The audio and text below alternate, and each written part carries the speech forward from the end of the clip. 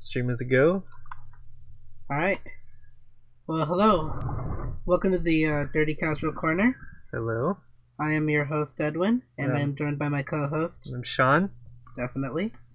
And tonight we've haven't got much to give you, but we got something big coming up in store. I think we've got a good show. We'll keep you entertained, that's for sure. But we'll probably breeze through some of the topics. Starting a little later for some technical issues, but... Right, and yeah, technical issues, and right now we're not using my laptop, we're using Sean's computer, and I got a comment on your Haganai mouse pad. Yes, I have a Haganai. There's the normal Opie mouse pads, but mine is a Kobato's ass mouse pad. Yeah, from Haganai, which is nice that you have a sister fetish and all, but your fucking mouse pad is destroyed. Yeah, I wear these girls out.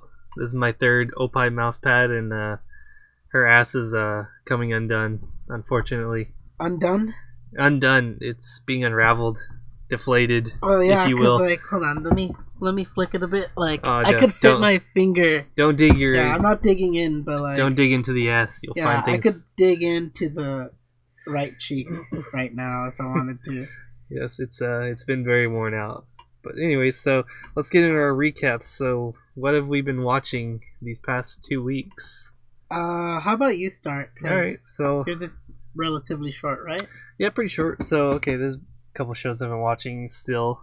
Things that are still airing, nothing off the cuff. Fate Apocrypha, still watching that. I have to say, it's bad.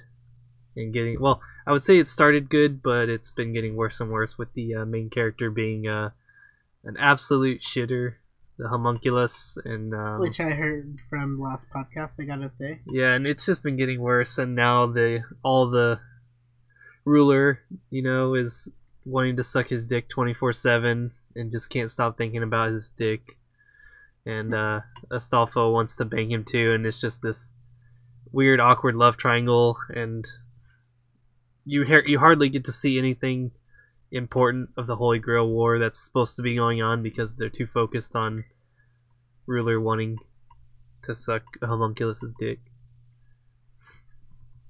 I don't have much to say about it since I'm not watching it, so I guess I saved myself some time and effort on that. Just watch the first half and then you're done. Then you've got a good show on your hands. Just cut off the rest. I'd rather not start a show and leave it halfway finished, which is what I usually do. Yeah. So I'd rather not continue that trend. What else have you been watching, though? So, Mahotsukai no Yome still, the Magus' Bride. Still very good. Mm-hmm. Every episode's just been really good with their stories. Each episode's, it's almost episodic, the way they tell each story. But there is an overarching story with everything, and every story in all these episodes just has these great feels going for them. Mm-hmm. They're beautiful. It's like they're all these full stories in each one. They're just so well done, and everything's just so good, and it's just fleshing out each character more and more each time. I haven't continued it, by the way, so I have something to look forward to every time I hear it. But of course you need to, and you must. I did say I would, admit that I'd watch the show and say I'd like it or not. I'm not gonna go back on that. You'll like it, I think. I think I'll probably like it. I think most people would like this show if they just watched it a few in. I think it's it's a very safe show for anyone. I don't think there's much to dislike about it. Maybe it's a little slow for some people, but I think it's just one of those shows that you could show just about anyone, and they'd probably like it for one reason or another. Yeah, I get you. I mean, honestly, like, I knew it would be slow, but, like, I don't mind shows like that. I mean, I grew up watching Da Hack Sign, basically. So, like, yeah. And by grew up, I mean, like, that's my intro anime. Oh, yeah. So, I've had years with slow animes, believe me. Yeah. And so, the last anime I've been watching recently, still, of course, airing, Shokugeki no Soma, 3rd season. It's been getting better, I think. I think the second season was a bit on the lower end of quality of how good everything was and how fast the story was going along. But third season's been really good. We've got the dark arc going on. Erina hiding from her father, and Erina finally starting to want Soma's dick. Whose dick? So Erina, the main tsundere, love interest type character. I know who she is. Yeah, that's for sure. She's slowly starting to come on to Soma because she's finally seeing him, as a person and everything he's doing, because she's being around him more and everything. She's starting to like it, She's starting to get into it. All right, I get you. I like it, but no, it's good. Like every episode, it's like the stakes are a lot higher. It's kind of like a, your standard power level battle shonen type of thing where, as it goes along, every battle is, it's harder, but the stakes are higher, and each result, may, affect things more. All right, okay. So I like it for that reason. I think it's been pretty good though so far. There's still a couple episodes. Well, I can't remember if this one's gonna be a 2-course or not, but so far it's been pretty good. Pretty steady on, and delicious looking food. We had gyoza. So do you know what gyoza are? Like pot stickers. Yeah, Japanese pot stickers. Right. So, but instead of like a wheat or type wrapping, like a dumpling type wrapping, he put the gyoza in chicken wings. The gyoza wrapping was chicken wings, and it was beautiful. Like the skin? The whole wing. He basically just made gyoza out of chicken wings, and it was beautiful. Oh man, I mean, I believe you only because like I've watched it the second season, and like the food is still mouth-wateringly delicious, and like man, like that they draw that food fucking high def. Oh yeah, the food looks nice. And beautiful. They hype it up really well. Like they do have a really good way of illustrating like just how good the food is. Exactly, like all the ingredients and how they work together. And the reactions that the people do when they like dig into the food. So I get you. So I believe that, but like I need to see this for myself now. You'd have to check it out. All right, I believe, yeah. So anyways, that's all I've been watching as far as anime goes these past few weeks. So what about yourself? Well, I've caught up into rather I think I've been watching 7 series in the past 2 weeks, and right now I'll talk about the ones I finished. So I finished this anime called Netoge, which is basically the so net gaming that's the club. short name, yeah. It's a short game. It's a a short name. It's a really short name. But what's the full name? Man, I actually gotta look it up right now. I put you on the spot. All right. Yeah, you did put me on the spot here, but I could probably look it up easy. So Netoge. I mean, I believe it's called the Net Gaming Club. Okay. Oh, okay, my bad. That sounds. The English name is and you thought there was never a girl online. And the Japanese name is oh fuck, this is Netoge no yome wa onnanoko janai to omotta. Okay. Which literally translated means you thought your online game wife wasn't a girl. Which I think is a better name. But it kind of sums up what the series is. Right, which is basically it starts off with this guy getting rejected in this relationship in an online game where it's like, yo, I like you and I feel this way about you, girl. And the girl just responds with, I'm a guy. So his heart gets crushed, and like, haven't we all been there?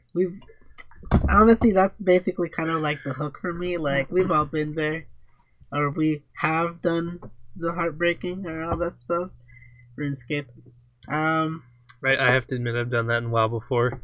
Pretend to be a girl. We've all done. Okay, we've all played.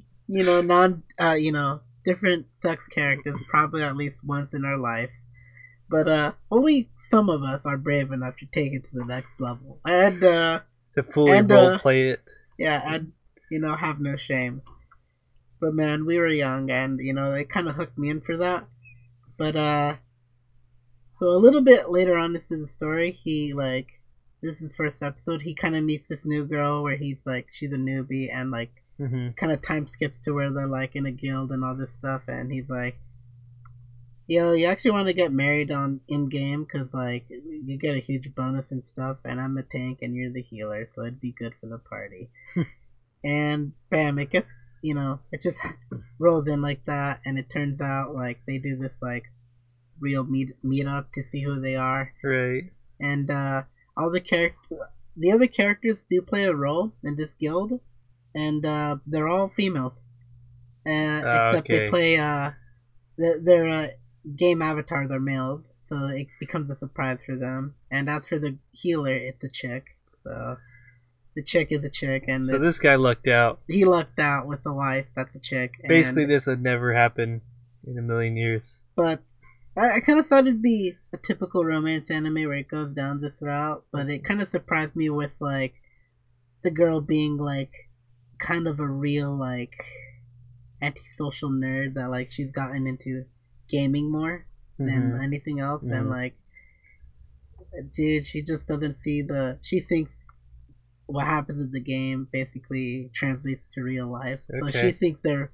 basically married and all this stuff, and it's a kind of wacky series, you could get into. Plus, normies don't play Call of Duty, which there was an episode of. I guess that's the only thing I've finished. Okay. Because the other one I've technically finished, but it's just I categorize it in nostalgia. It's right. Okay. Sign. Yeah, I've been watching a lot of anime, so Dahack-san I've been watching. I'd recommend it only if you want to watch something that's not Evangelion, but made by the same guy in some way or form. I just recommend it on nostalgia. A lot of people probably won't like it because it's a slow anime. Right. So now we get into the stuff I'm more or less caught up on. Do you know an anime, Sean, called Seven Mortal Sins? Yes, I do know of it. Like, you got a figure of it or anything on here in this? I don't have a figure of that, unfortunately. Oh, or maybe fortunately. Well, yeah, I got a figure for it. So like that's basically my only reason to watch the anime, and I gotta admit I give it a little bit more credit than I should have, than I came in to. So that's what's kind of surprised me. But basically, it's a harem anime where if you don't know what it's an ecchi anime, so basically tits and ass, of course, on a grand scale. But what surprised me was like just kind of how different it'd be from normal stuff. Right. Okay. I wouldn't recommend it, but I only did it for like one of my girls that I have a figure of, and So you bought the figure before you bought. I bought the figure before you watched the anime, show. Yeah, and well, don't worry. I have figures of girls that I've never watched the show for, so don't even worry yourself. Oh, fuck, I believe you. I mean, just from watching it right now, I just see your wall of fucking trophies up here. They're beautiful. Yeah, they are.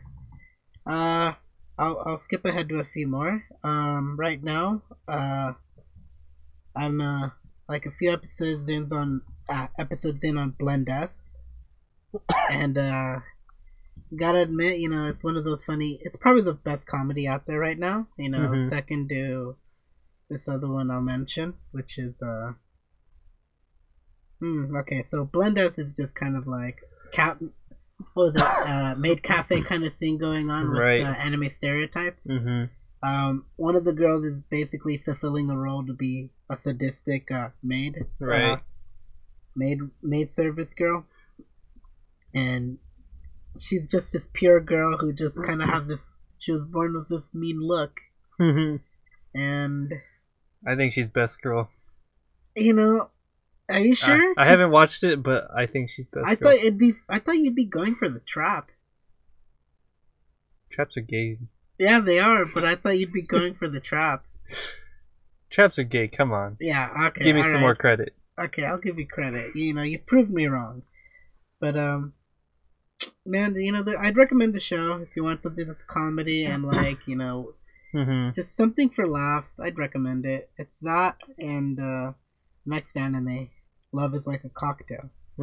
Which I basically call Bartender 101. It's a good 3-minute anime you could pound in, like, when you're, like, maybe on a bus, maybe just like trying to like take your mind off of a homework or a test, studying. You know, bam, you could pound that in. And what I really like about it is it's just a cutesy romance anime between like this guy and this girl. And this guy apparently the master bartender of all time, who's just cute, young looking, like 20-something-year-old. And this girl he's dating is basically this hottie who's blonde, blue-eyed, and gets really fucking randy when she gets up drunk. Like, I'm saying they don't fuck. I'm not saying they fuck, but I believe they fuck in each episode. So if that's bartending 101, I've mentioned it to you, but the show Bartender. Yes, you did. That's the next level. That's your next college course on bartending. That's when you have. You mean just from watching anime, you learn cocktail making? So this guy, he talks to his clients. They talk to them about, you know, their stories, their worries, and he makes them a cocktail that really, you know, encompasses their entire life. Oh my gosh. And, you know, truly like hits their heart. And it's beautiful how he brings these cocktails and how they really help these people like move on from things, or it helps them get through their day and everything. Right.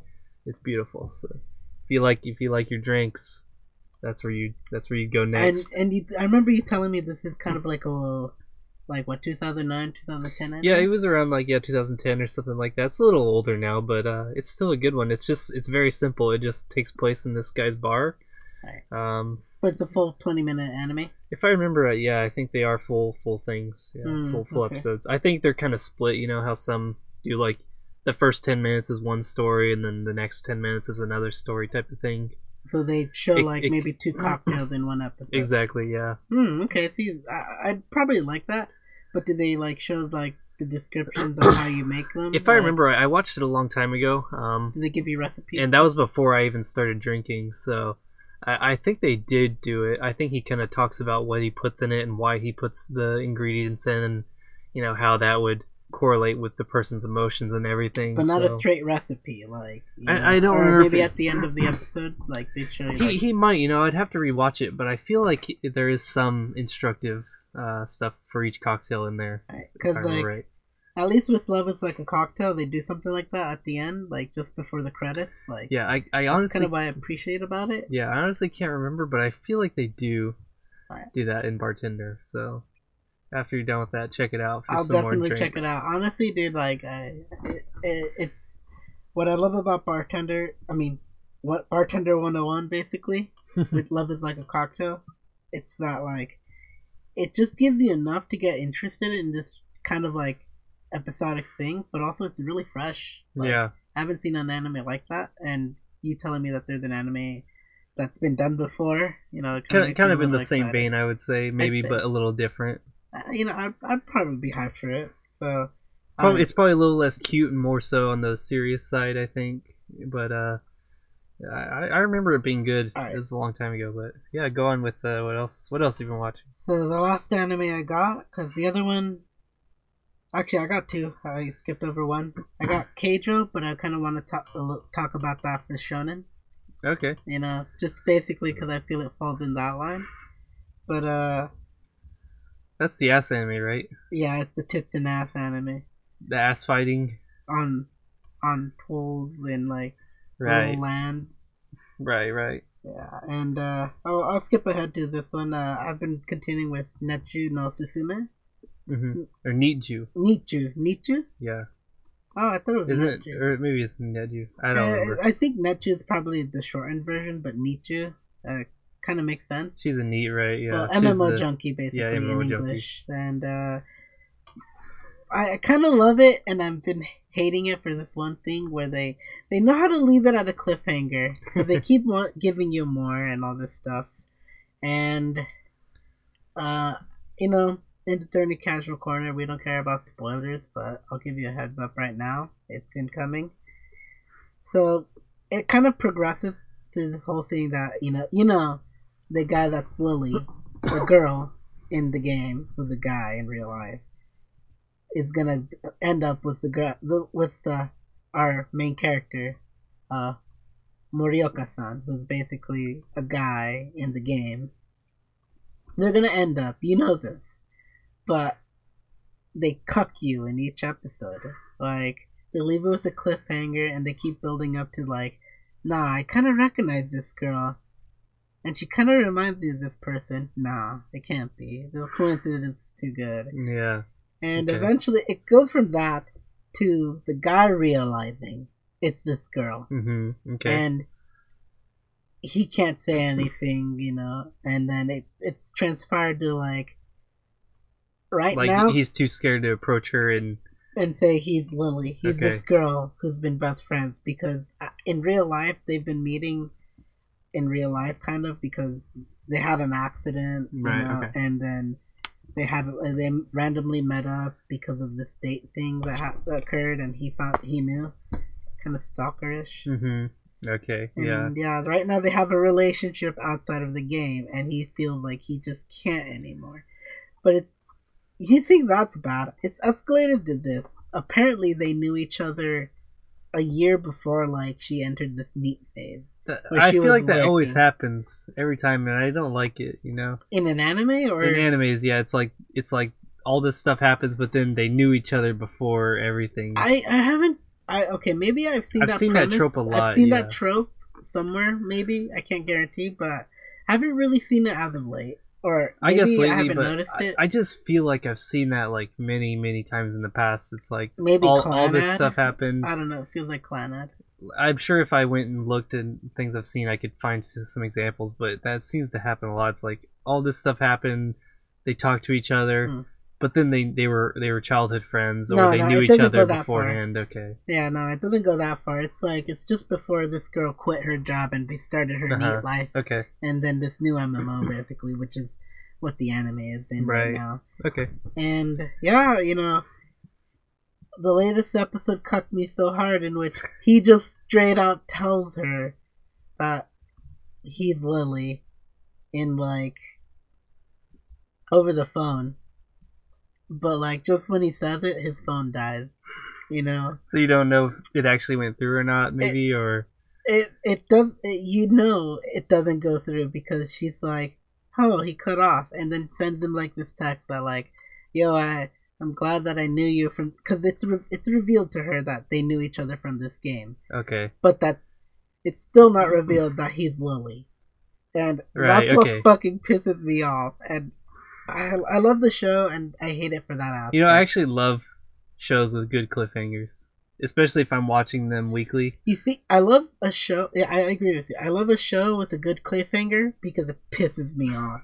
Like, I'm just salty. By tomorrow, or maybe next week, when the episode comes out, I'll be okay. But I'm salty. I just saw it today. Just like I'll say for Inuyashiki, the show about the man and the teenager who... You still watching that? I'm not caught up, but the last episode I watched was a big cliffhanger, so I'll just say it's like basically what happened was the teenager went through some shit and he started to be good again because of this one girl. Alright. And for a few months he's been helping people instead of murdering people like he was doing before. And right at the end of the episode, like a fucking massive SWAT team is outside the house where he's staying with this girl, pointing their guns right at the doorway or right at the house. And then it cuts off. Right? They found out where he is, yeah, because he's basically wanted for killing all these people, but recently he's been kind of undercover and helping all these people, like, you know, cure their diseases and all this stuff with his powers. And the only thing he basically has to live for is this girl and his grandma, or her grandma, that he's living with. Because he's fucked up in the head. But he's fucked up in the head, and this girl kind of helped him.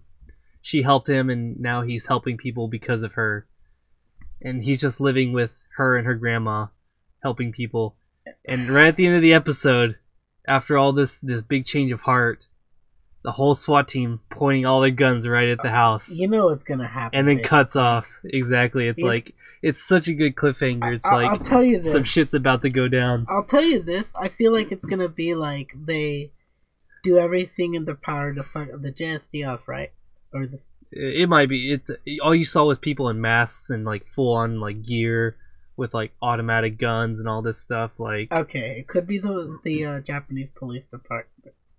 I don't know, but like I can tell you for sure if that girl dies, oh yeah, he's gonna lose it. Oh yeah, and yeah. So spoilers here. His mom, who was the only person before that who he only cared about, died, and that's when he went even crazier and killed a ton of people. Like he went off and like killed this like was before the helping landing, people. right? Yeah, no, this is after that. So his mom died afterwards. He helped his mom. She was actually terminally ill. He helped his mom, and she was all happy and everything. But then the police came, figured out he had been killing people because he's fucking fucked in the head, and so his mom had to apologize and all this stuff, like saying, "Oh yeah, like my son, I don't know what happened," because she didn't know about it. And so basically, caving. She was caving into that, and then there was so much harassment and everything. She eventually killed herself because of the shame. Because of the shame and everything, and he found out, and he went crazy, killed all these people, but then the girl and the grandma pulled him back in, and he was starting to help people, and now that cliffhanger with the guns pointing at the building. I gotta give the creative against this. Like, he knows how to make a drama good and like human, even as fucked up as it gets. You know, like. But yeah, that cliffhanger. That just when you say cliffhangers, like I saw that. Like I'm only like one episode behind. I think 2 episodes in a few days, but I'm gonna catch up on that, and I think it'll be good. I believe you'll probably catch up on it, and you gotta let me know next podcast. Oh yeah, next podcast. Sure. I want to know what happens. But yeah. It's such a good cliffhanger. It's like once if anything happens to them, he's gonna go off, and some shit's gonna go down. All right, that's what we know. Now that we finished our first topic, yeah, so we should clink, but we gotta briefly speak about what we've been drinking right now. Oh yeah, what we've been drinking here. So I've just been drinking the old, the good faithful Bud Light Platinums as always. Yeah, unfortunately, when I went to go get brews, they didn't have that at the store, so I ended up getting my good old favorite Sapporo can. The let me see what size it is. 22 ounces, good size, and just to top off the bitterness of what happened with Netju or MMO Junkie, I got Angry Orchard, which I'm currently sipping from a cup. So good. All right, clink let's now. Clink and move to the next section. It'd be books, right? So normally we would say what we've been reading, but I think this week neither of us have really read anything, right? Yeah, unfortunately, aside from new stuff, I guess no. Yeah. So I guess we should clink again. So let's clink again. We're moving along. So what have we been playing video games? All right, I think I should start this off. Yours is probably a little longer than mine. Mine's pretty simple. So you go ahead and. All right. Well, I've been playing a lot on the Xbox, and I'm kind of glad that I got an Xbox again. Just saying, it feels good. I'm not glad.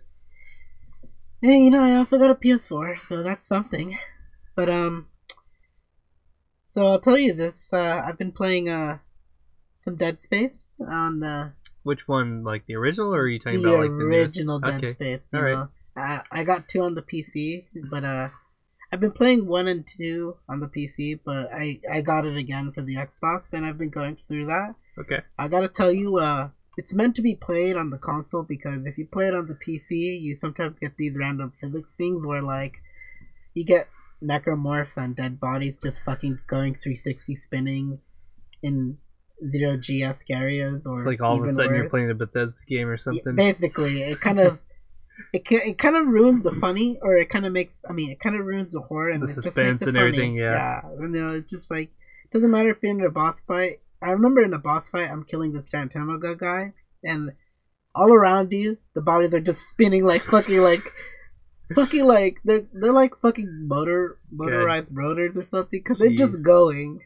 And I'm having fun with that, but I only play it when I'm downloading something.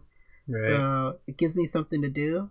Okay, fair enough. And reason is because Destiny 2 has been getting a few updates in lately, and I've got a lot to say Yeah, about it. I think we're gonna talk about that later in the. Definitely later, but I have been playing a bit about it, and it's just PvP stuff that I will rant about later. But I've been, I'm still farming. I'm still trying to get that chest piece, and so far no luck. But I've got to admit, PvP is fun for a bit, but you can only go so far with it. Sure.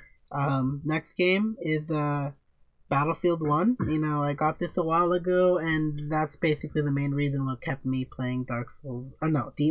Dead Space 1. And it's fun, but no one told me that the support class means you get a machine gun, which I had fun running around as a buddy of mine. But I gotta admit, the last game for the Xbox is Dark Souls 3, which I've been playing with a good friend of mine, Vampire Lolly. Fucking bitch is like, just kind of pisses me off sometimes because she dies a lot, and it's just like... Well, you can play that like co-op or something? You could definitely play Dark Souls 3 co-op, and it's gotten easier now with the password system. But the main reason I get pissed off with Vampire Lolly is because sometimes it just took forever to figure out backstab for her. And I guess that's it, but you gotta be brave. You gotta be brave and bold, and sometimes cowardice is not what you should do. The brave do not fear the grave. Yeah, there you go. Thank you. I mean, I'm only saying this because, like, I accepted death ages ago in Dark Souls. Like, I know I'm gonna die, and I'm gonna fuck up, and, like, that's just a hump. You gotta get past, and I've been past that. So, I've seen the light, and it is glorious. So let me just ask you. So you can do co-op in Dark Souls 3. Can you do that in any other one, like 2 or anything? You could do it with 2, and that's when it started. Okay. They had they had a password system, but it was kind of wonky every now and then. Okay. No. For 2 for the PC, it was easier to do it with your Steam friends, and they kind of had a password system. Now for 3, they have that password system, and it just makes it easier. Okay. It's almost immediate, so rather than just waiting forever, it's like maybe at most you'll wait like a minute. And does it work like anywhere? You can do like the entire game? As long as you're like maybe 10, 12 levels within each other? You can pretty much do anything. Okay. Interesting. I didn't know that. That makes it more appealing to me. It still does not help you with invasions because you're only as good as you are, and no, yeah, but I love Dark Souls 1 a ton. That's one of my favorite games, and I never got into Dark Souls 2 or 3 or anything like that, Bloodborne, but I've basically because I really wanted to play co-op with a friend of mine like a lot, and he wanted to do it, but you can't do that in Dark Souls 1 at all. No, you can't. And, I mean, without mods, I guess. And right. There's a nice mod community for it, and I gotta admit, I'm jealous that I just can't get past this one thing to make that happen. Mm-hmm. But I've had so many memories of Dark Souls 1 that basically, I love it. Even vanilla Dark Souls, I love it. I love Dark Souls 1, so that makes it more appealing to me for that you can do co-op, so I might look into those in the future. It. And, if you get an Xbox One, which I doubt you will. No, we'll be playing it on PC because my friend who I'd be playing it with only has a PC, so... Then I could play with you. We could play together, too. Days. I'll play with you one of these days. I would be super down. So that finishes the Xbox category, right. And the other ones are kind of simple. Sure. You remember this last week? We played Catherine on the Catherine, PS4. The lovely game from the early era of PS3 and Xbox 360. That's for sure. With the only thing different between the two consoles, the two versions of them basically had C and K. Catherine. Yeah, so a fucking amazing game. One of my favorite games of that. Really just okay, so the game itself is a puzzle game. You climb to the top, you pull and push blocks basically in a certain way to strategize your way to climb to the top of a falling structure essentially. You're kind of in the dream sequence when this happens, so that's why you're not supposed to really think about it, but also it's a video game. Right, of course. But really the whole theme of it is you're dealing with existential crises like, relationships, marriage, child's, the child, cheating, like all these things, like. And during the daytime, you're just in a bar, you're drinking away your troubles with your bros. We had a good time on that segment, I gotta admit, All right, so we started off on hard, right? We did start out. We tried to play the game on hard. We got okay far. We got to the second day on the last level with the boss, and we just struggled from there. We drank too much, and we drank too much early, and it just kind of impeded our progress. That we had to do it normally. So we had to go back to normal and then smash through down to day 4. I think we got 2 or so. Yeah. The unfortunate thing is we don't have any gameplay for you because what's the service? PS Now. PS Now. Unfortunately, you can't stream games that you have on PS Now, which means you'd have to do it through a capture card, and that's another thing I don't want to invest in. Right, we don't have the hardware for that, so it's a bit unfortunate, but regardless, Catherine is just a great game. And let's not forget, it's also a game that has a game within a game. It does. It has Rapunzel. Which is basically a simplified, limited version of what Catherine is. Exactly. You push and pull blocks to get up to Rapunzel's hair. And get that princess, pound that princess. Yeah, you jump basically. In that castle tower. I mean, what else does the hearts mean? Exactly.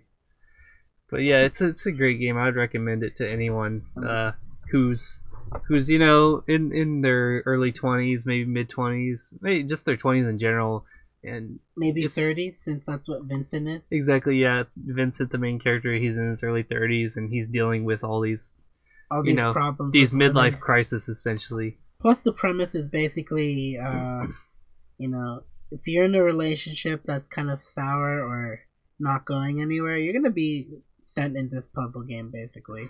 Yeah, you're gonna go into sheep hell, basically. Sheep hell, where all the other men go in these places. Yeah, and I gotta admit, if there's only one key thing I could give you for this game, the 3 beer meter that you have, get that full. Play game. Just get a beer, pound them down, and just keep getting drunk with Vincent, and then play the game, and you'll have a blast. Yeah, during the daytime you can get drunk with your bros, and then at the nighttime, it makes you faster. Makes you faster. Makes it a little harder, but it makes it funner. You gotta have them drinks. Yeah, definitely. I mean, it gives you a lot. Like, it just sounds simple, but there's a lot of things it throws at you. But it's a great game. We've been playing it. Check it out. And this is the last category, PC. Can you guess what game I've been playing in the PC? You should know. I can't even say PC. Probably PC for you, right? PC for me. Well, I don't know what you play on PC. Maybe Kerbal Space Program or... Alright, close enough. Think Blizzard. Okay, Blizzard. Hearthstone. No, you play Hearthstone on phone. Yeah, okay. Alright, my bad. I played Hearthstone on the phone, but I was updating the PC version, which I ended up playing too. But I'd rather talk about our time playing, basically.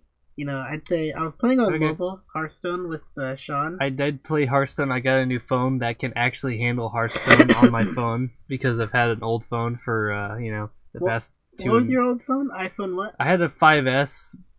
I got it when it was already 2 years old, and it could not handle Hearthstone. People don't even remember the 5S. Exactly. 5S cannot handle Hearthstone without crashing every 10 seconds, so I couldn't play it, but I got a new phone, so I was able to play with Edwin, play some Hearthstone. I'm way behind in the meta because I haven't played since Naxxramas, and now there's 600 other expansions. There's only like 2 or 3 expansions. 600. Gadget Sand doesn't count, really. At least 600 million. At least for me. Gadget Sand contributed nothing for Mage, and... I only play Mage decks. I've got other classes. Isn't Dr. Boom some kind of broken ass shit? Dr. Boo. Oh, is he the one that he drops down 2 bombs? 7 and 2. Yeah, okay. He's kind of not in the meta anymore. Okay, I remember when he used to be. He's Naxxramas, so he's not in the meta. He was after Naxxramas, but I guess yeah, literally Naxxramas was when I played the very first expansion, and then I quit after that. So yeah, right now, let me see. My decks basically aren't meta, but they just play fun. Like they they're fun to play against, and they're interesting. Yeah, for sure. it all revolves around a theme usually for me. So like one of the decks you played against was Elemental Mage, which is basically spells and elements, but it's got other stuff in there like of course Yogg. You know, Yogg's there. Yeah, that card's crazy. That card is crazy. Like, and I'll tell you this: that card should not have been doing what it should have been doing to you, because the first thing it usually does to me when I'm playing ranked, oh yeah, I got fucked over. Is I put him down after using like maybe 15 spells. Like at minimum, I'll probably play 11. Right. But I'd be playing this many spells. I'd play Yogg, and bam, he plays. His first spell would be destroy all minions on the field. And most of the time, you know, my clutch card would kill himself. You know, either by wiping the field, or it'd be like there'd be another random spell card, because it's just like it's all random spells basically. Like it'll when it's played, however many spells you've played before, which is basically like X amount, you play a random spell for every spell you played. It kind of has a Yu-Gi-Oh element that I love about it. Plus, I love the RNG element. That's basically what my deck revolves around. It's really fun. But Yogg usually kills himself. Like I kid you not, man. Yogg usually kills himself because he just either wipes the field, or it's just like, all right, sacrifice a monster and deal X amount of damage to the opponent or something like that. So he'd just like kill himself, or like kill a monster, draw 2 cards. He'd use that, and he'd be the one that get killed. So like the joke is, there's a reason I named that deck Praise Him, because you know you gotta do whatever you can to make sure he loves you back. And unfortunately, you were on the receiving end. I think we played 2 games where you played Yogg, and both times I got destroyed from Yogg going on the field. It's also Frostlich Jaina helped. Frostlich Jaina was your savior. I love. I did beat you 1 game, even though you got Frostlich Jaina with my old pre-Naxxramas Hunter deck. Yeah, but that's just that was a destruction crazy master. Fast. I only played you with that deck once, and I won with that deck. So take that, motherfucker. I know. I'll play you again, and honestly, like you'd probably beat me sometimes, because that deck is really hit or miss. It's either you just die before turn 5, or you just bleed me out. Yeah, and same for me. Like, you know, it's terrible against fast decks like yours. Like you definitely will destroy me. But the reason I just want to play against you is that with that deck specifically is that my deck's random. Like, yeah, your deck is super random. It's like, that's what I love about it. Like, there's a reason I don't care that I lose. It's just that my opponents have to work for it, because even I don't know what I'll get. Yeah, my deck was made back in the day out of necessity, because the meta was only Control Paladin, Control Priest, and I don't know Druid. what it was called, Warrior. Warrior. The crazy warrior decks that had the crazy one-hit kill combos. Yeah, that's basically Warrior. The Warrior meta continued for like a few expansions. Right. But that deck that I have basically is an evolution of an old deck that was just specifically meant to destroy warriors. Like, because before, when I'd have to go fight against a warrior, like, 2 things would happen. I would get a shit hand, and I'd surrender, or I would get a decent hand, and I'd surrender. Because you just can't deal with that. Yeah, I hated the warrior meta, and that's why my hunter deck was around for the priest, the paladin, the warrior meta. Yeah. Which, it worked well for that time. It still seems to do okay, even though it's far behind. Yeah. And I do have a sadistic mindset for the game, so like, that's why I don't care. I kind of do winning. Too. It's like, for my hunter deck, it's like, I'm gonna kill you so fast that you're gonna hate the game, or I'm just gonna lose because I can't kill you because you have some kind of crazy defensive deck or whatever. Yeah, so mine's kind of a defensive deck, you know, like it just does things, and like it just is autonomous. But like what I what I really like about it is you never know what you're gonna get, and it's just meant to just fuck you, like in any way. It doesn't matter who it fucks, so long as it does. Yeah, because I had meta. I played you with my meta control paladin and control priest decks, and they didn't do well against yours because they just drug it out so long. And yeah, I'm the late game guy. I did get close on one game. I think it was my priest deck, but your Frostlich got me Jaina down to 4. Your Frostlich Jaina saved your ass. Yeah, I knew it was over if I didn't play it, and even then, I just. And I was just hoping for something good, like I don't remember what the board was, but I remember I was waiting for like one card that would save me. It didn't matter what you had. But I could have at least survived for a while. No, it didn't matter what you had. It was over because I didn't use that game. I didn't use Yogg Saron. You might not have, yeah, no, yeah. But I had 2 copies of it because Simulacrum is I think Simulacrum it's called. It's a mage spell that costs 3, and it copies the lowest card monster in your hand, and it makes a copy of that. Okay, right. I only had Yogg.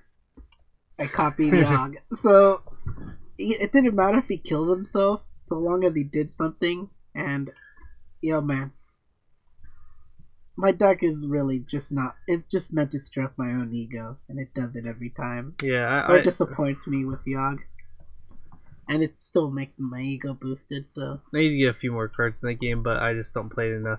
Yeah, honestly, I was thinking of even gifting you like maybe some Hearthstone points. No, please don't, because I won't make use of them.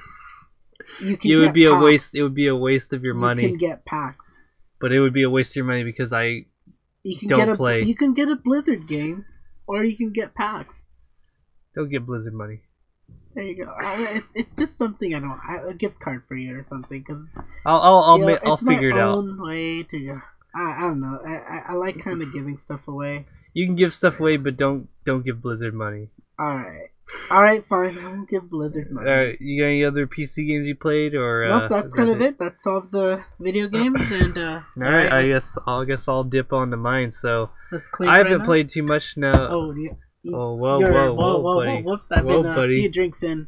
I'm usually second, my bad. That's true, yeah. Okay. Mine will be short, though, so I haven't played too much recently. I've been busy with school and stuff. Almost done. Next week is finals, so I'm about to smash through that and play a lot more games. But, so recently I've been playing through Kingdom Hearts 1 as I was 2 weeks ago. All right. I haven't been playing... No, okay. I would agree with you mostly, yeah. For honestly. the first one? At least the first one. I don't know how the other games are, the spin-offs and 2 and everything. I hear 2's better. So, but Kingdom Hearts 1, honestly, I'm at the very end, and I think my playtime is like less than 30 hours, and I've gotten almost for an RPG, everything. Right? Which is surprising. I thought it was going to be, maybe like 50, 60 hours. Maybe I've done all the torn pages for Winnie the Pooh. I've done the whole side story there. I finished it. I've gotten every single Trinity. I've done all the cups in the Coliseum. Like, I've done like just about everything. I haven't fought Sephiroth. This is he's in the Hades Cup. Or he's in 1, isn't he? I'm pretty sure he's in 1. No, 1 was basically up until Kairi, is a princess, and then it goes to 2. No, but in the cup. Sephiroth is in 2. In the cup. He's in the Hades Cup, I believe. I haven't done the Hades Cup because I haven't. I don't know if you unlock that until you beat the game. I think it is. I don't think he's in Hades Cup. I could be wrong. I'm not sure. Maybe not, but I don't know exactly. I have vague memories from the past, but I've done all the way through Hercules Cup and everything. I've done all the. I'm only missing like 6 Dalmatians, which is 2 chests, which I know where they are. I just don't care to get them in Halloween Town because I don't give a fuck. But I've gotten literally like everything in the game, and I'm at the very end. I'm at the very last point in like under 30 hours, which is surprising.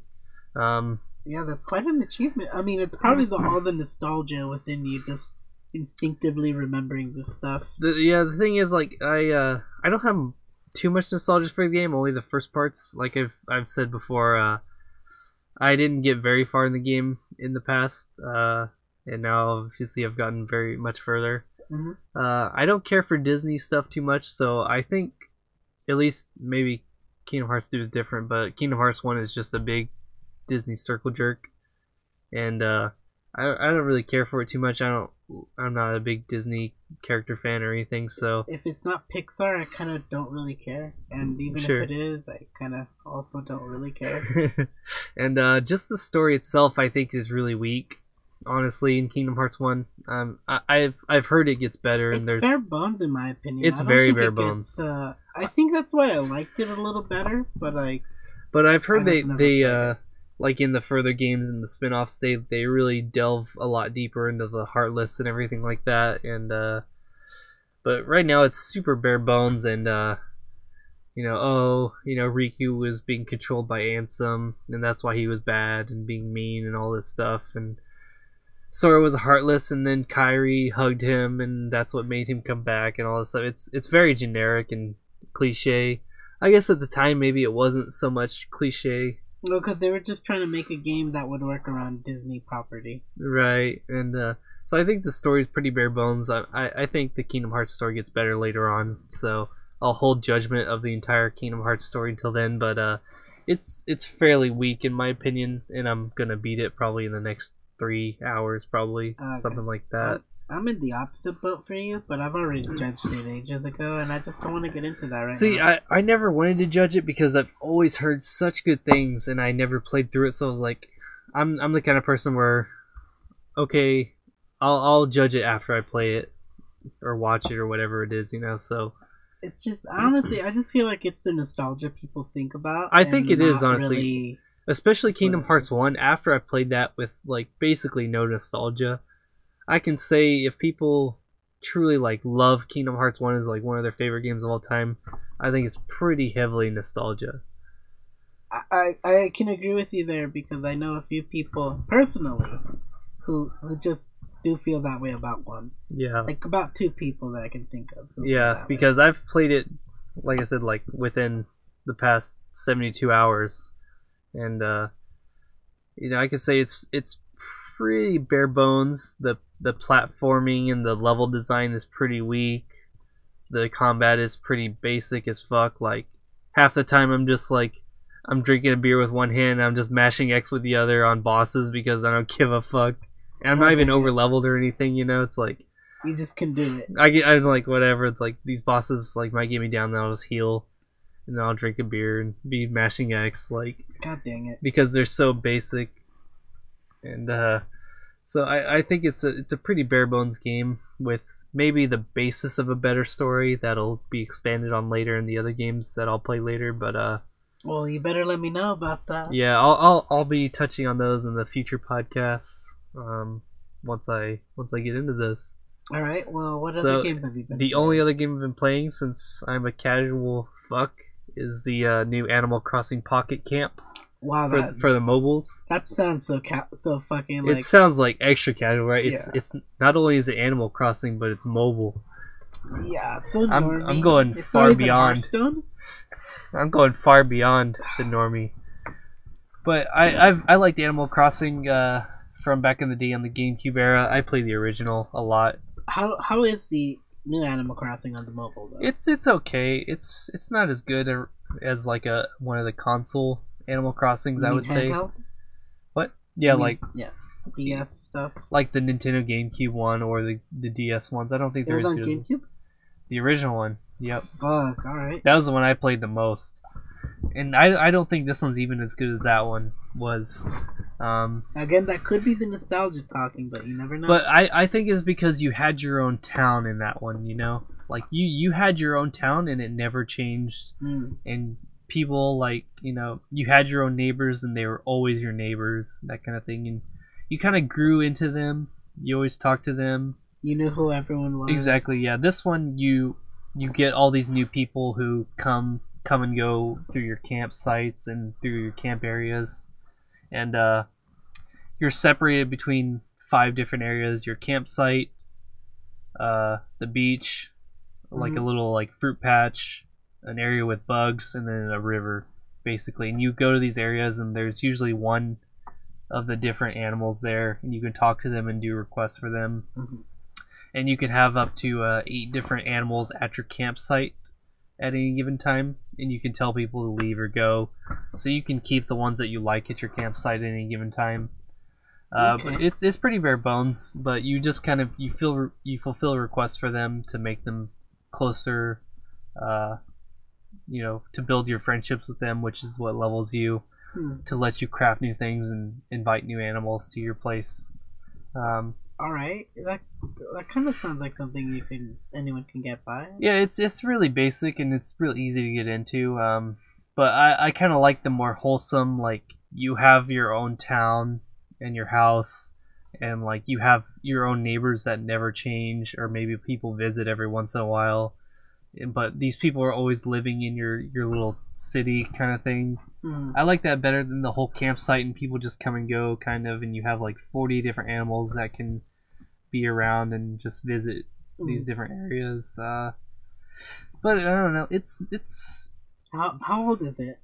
Because it could like get an expansion or something. It's like 10 days old. Well, yeah, that's there it. you go. It's that's why it's bare bones. Yeah, I'm sure they'll add more later, but they did just recently do the Christmas update with you can get like snowmen and all this other stuff. Like, are there microtransactions? Of course there are. It's a mobile game. Oh, so, okay. See, there you go. So you can do stuff. So whenever you craft like equipment or furniture and stuff, it takes time. You can speed it up with these leaf tickets, which you get from playing the game or from paying money.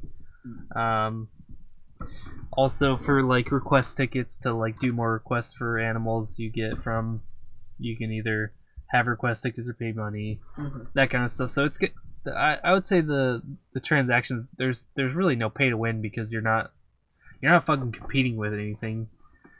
You're fucking hosting animals in your goddamn campsite and making them happy. There's no pay to win aspect necessarily. There's just like a pay to have more furniture. Okay, see that. Okay. So it's not pay to tip; it's pay to get some stuff. Yeah, so it's pretty basic, and I don't think the microtransactions are bad. Really, you probably end up not even bothering with using the things to speed up crafting, because it's usually pretty fast anyways. So. All right. Well, I mean. But it doesn't sound as greedy as I thought it'd be. No, especially from a Nintendo property. It's really not that greedy. There's nothing that like really like. It's an Animal Crossing game, It's like, how fucking greedy could you get? Pretty greedy, I suppose, maybe. But if we learned anything from EA, you can get pretty greedy. Yeah, EA, and have people tolerate it. EA. But anyways, yeah, I won't go on further about that. So let's clank and move on to the next section. So now we've got news. All right, I think you should start this one off. I have a lot of news this segment, so bear with me here and comment as you will. Oh, I'll only comment a little bit on something at least. So I won't bring up the one thing that you want to bring up, but so I'll start off here. Alright, so Marvel Heroes, the game that's been around since, 2012, 2013 or so. The mobile game, right? The MMO. Oh shit, you're right, yeah. Yeah, the PC MMO. They're being shut down by Disney. They're cutting the cord. It's finally happened, huh? Yeah. On December 31st, their servers will be no more. As of now, you cannot purchase any more things in-game.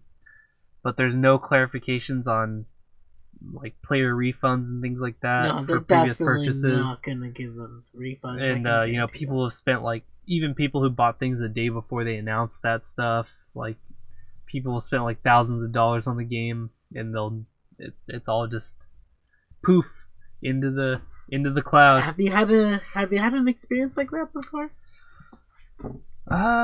Because honestly not yet. I guess the only real game I've spent money into was WoW in the day. But that was subscription stuff and things, and that game's still going on. So yeah, but that's just gotten in and exactly. But this isn't a full on. You paid money and. But it's not like I bought they didn't jip you. Yeah, it wasn't like I bought microtransactions in this game and then all of a sudden the game just disappeared forever off the face of the earth. Right. Honestly, I do have my share of where that did happen to me. So that's kind of why I relate a little bit to this. Right. Because I know you're not gonna get a refund, but like the way it happened to me is like I was into this app game, and I probably maybe spent only about $200 on it over time, right, within a year. And I was just thinking, man, if this game is still going within the next few years, that's probably like worth it, like what I pay for, like right now. And like there's this event happening around December, and there's just like, all right, you know what? I'm gonna get like another thing going on because I can continue the event. I'm using my items on reserve that like keep me going through this dungeon thing. And the next thing I know, after December, the game doesn't work. And oh man. I investigated a little bit, and it turns out that like the Facebook page that was basically there does no longer exist, and so they just disappeared. Yeah, in the forums, basically, they pretty much it became known that like, okay, yeah, they didn't tell anyone that they were gonna shut down. So basically, people paid a shit ton of money for this event happening, and all this shit. I'm just like, goddamn, great, I was in that. Well, at least Disney had the courtesy to announce it a month beforehand, at least, I guess. Well, I mean, that's why you got this issue of refunds, and that's why I don't believe they are gonna get refunds. No, absolutely, yeah, they won't get refunds, I don't think, but it still sucks for those people, you know. I think that's how it should be, you know. You should know what you're getting yourself into. Like, even I know, like, I knew what I was getting myself into. So, like, just accept that you fucked up, and that's it, you know, move on. Yeah, it happens. Yeah, just be smart with your money, kids.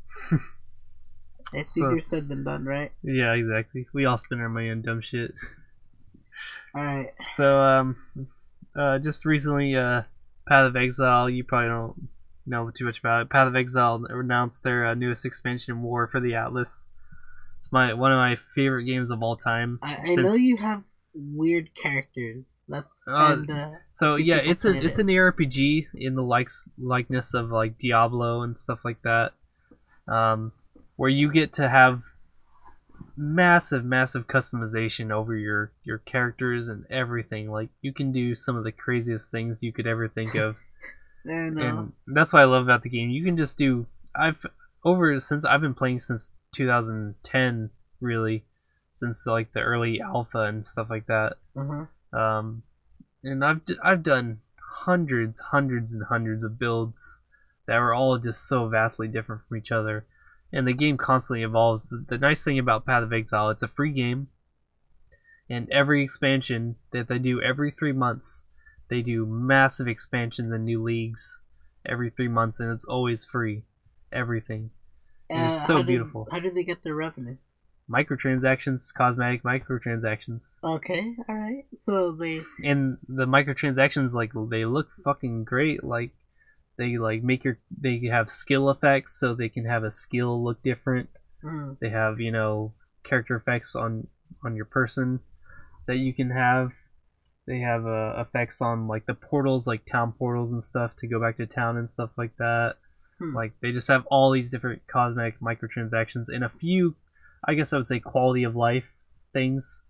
So like, how would you explain quality of life? So like extra like stash tabs, so you can store more shit that you just find. Okay. Just things like that, you know, like different things where it just makes it easier to store your shit that you find out in the world. So things like that, like extra stash tabs, basically. So in Diablo, you know, you had like one stash where you stored all your shit, and it sucked because you had an 8x4, you know, little page where you could store 6 items, basically. Yeah. But this game lets you buy more of those, so you can store more of your stuff. So if you like something, or you want to, you know, you find all this different gear, and you're like, oh, maybe I'll put that on a new character. Can you buy this infinitely, basically, or is it limited? It's basically infinite. As long as you pay. Yeah. And but it's all, yeah, it's basically all just either cosmetic or quality of life things. And they've made a business model of it since 2012 when the game fully released. Which, we'll get into the whole microtransaction things later. I mean, but yeah, I think they've done it so well. It's like the game's always free. They release massive amounts of content every 3 months, and the game's just always free, and you can just buy these microtransactions for I mean, cosmetics. it's not a loot box thing. No, they do have loot boxes, but most of the time, they give those away for free or for events and stuff like that. Okay. Like they'll have like little events, like you can do races and stuff like that against people where you start and you try to level as fast as you can over like an hour period, and if you do okay, you're rewarded with a loot box for a cosmetic microtransaction. But every single cosmetic thing on their store, you can just buy outright. Okay, that's cool. I mean, I don't know much about Passive Exile. I know just secondhand, from hearing about it. But yeah, just one of my favorite games because it's just so limitless and it just always changes every 3 months, and you can just get. So they do their microtransactions pretty well. Yeah, they're the good way to do it, basically, in my opinion. All right. And they've made a business model. They started out as, I think, 3 or 4 guys in a garage kind of thing back in like early 2010, 2009 when they started the game. Mm-hmm. And now they have a company. They're in New Zealand of, I think, like 80, 90 employees, and they're just still growing all the time with this business model. Gotta admit, New Zealand's kind of one of those places that you're just surprised to hear about, that there's like people are there. Like, I keep thinking in New Zealand of a place where like, they keep finding a bunch of these like insect species and all this stuff, but it's also civilized. Right? Yeah, you're like, oh yeah, people live here, huh? Yeah, like, man, I gotta give them credit. They're doing it right. But yeah, they're doing good. That's why I'm excited for that, because I love playing the new expansions. So, regardless, so my next news topic here, kind of a disheartening one here. The creator of Rurouni Kenshin. Oh God, no. Nobuhiro No, Watsuki. Please don't. Charged with the children. Charged with the possession of children. I don't know exactly what he had, but child porn, basically. Apparently, some DVDs or something that he had, physical DVDs. Wait, was this 2D or was this 3D? It was 3D. I don't know. Exactly, that's the problem. That's why he was charged with it. Oh. He had some DVDs that he, physical DVDs that he had bought somewhere or other. And it's unfortunate, because it's one of those things, it's like those things that you love when you're a child. And I actually love Rurouni Kenshin even today. I gotta admit, I love it too. Yeah, it's just one of the things, it's like one of your... I even see it right here on your wall. Yeah, I have a DVD collection of the Rurouni Kenshin, one of the old ones, before Blu-rays. And man, you're saying, and you got a poster here too that I can see right now. Yeah, Rurouni Kenshin you're poster. Saying he's into pedophilia. Yeah, he's just ruins everything. Yeah, it's really unfortunate. That's one of those things it's one of those things where people say never, you shouldn't meet your heroes because they might end up being pieces of shit or whatever. Yeah, that's for sure. Man, honestly, I did hear about it, but it only hits harder. It hits hard here now that it's yeah, I've gotten more details about it, and plus I'm surrounded by a bunch of stuff. Yeah, kind of remind me about so another thing we have here is Epic Games tried to sue a 14-year-old for cheating in their game Fortnite. I need to hear this, please. So it's just such a funny thing. So apparently they found this person through their YouTube channel, this kid who was making YouTube videos about cheating in the game, and they didn't verify his age or anything, and they tried to sue him. Okay. For cheating in their game, and his mom absolutely roasted Epic Games. Okay. For trying to do this. You gotta say this. How? Basically, so she said, okay, so you guys are heavily reliant on your EULA, your terms and agreements, in how you can't cheat and all this stuff, but the game's terms and conditions say that it requires parental consent, which I did not give my son to play the game. First off. Well, because you have to be a certain age to play. Yeah, exactly, the game, right? And it says it requires parental consent. If How you're old under is 18. this kid? 14. 14 and you have to be. It's an M-rated game. And then so right? that's what her first thing was, and she didn't give parental consent, is what she said. To play this game. You could kind of argue that, yes, but and then that can also be neglect. So Epic Games were claiming profit loss for this kid cheating in their game, even though the game is free to play. And so she said, "Okay, can you show me a profit loss statement showing how my son's cheating affected your bottom line?" Okay, how does Fortnite get their money? Loot boxes, right? Right. Okay, and the so only way I could see his cheating would affect anything was like maybe piss off a few players to quit. Right. But overall, probably not. But yeah, she challenged them to show a profit loss statement of how it was affecting their bottom line, and they couldn't do it. They yielded. It's a really hard thing to actually prove. Exactly. Yeah, she said, "Do it. Show me how it affected." Is she a lawyer, or does she just do her shit? I don't know exactly. I don't know if she was a lawyer, but she went in on him, and I respect her for that. I gotta. That's a good mom. That's a great mom. Don't take your mom for granted. They could probably help you out. Exactly. Against who again? Fucking Epic Games. Epic Games. You never know. It's not EA, because I think. Do you think if it was EA that they'd go all in, or would they back off unless it was Star Wars? I feel like they'd probably back off if it was Star Wars because that's a little too hot right now. Right? But, yeah, it's hard to say, but let's say in the scenario they owned Fortnite, would they? I don't know if they would even sue in the first place because I think they're so far beyond that in general. Unless someone was doing some serious infringement, like literally like selling like crazy amounts of bootleg copies, or actually like affecting their servers like directly. Like I feel like EA is just such a big faceless corporate company. Like they wouldn't even need to do that. Like they wouldn't notice the profit loss. Exactly. Basically. Yeah, it's like they wouldn't have to bother with that. It's like it's below them, basically. People cheating in their game. I'm sure people cheat in their games all the time and they don't give a fuck. Like they have certain things to report those people, and if they catch them, great. If not, they don't give a fuck. Yeah. Okay. All right. I'll give the mom this one. You saved your boy, and that's something. So I thought that was a little wholesome story. I love it. That's. Especially it's real life, it's not based on a true story or inspired by a true story. It happened. So the last thing I have here is the Marvel editor-in-chief CB Salusky was writing comics under the alias of Akira Yoshida, a Japanese person who lived in Japan and then moved to the US for a year.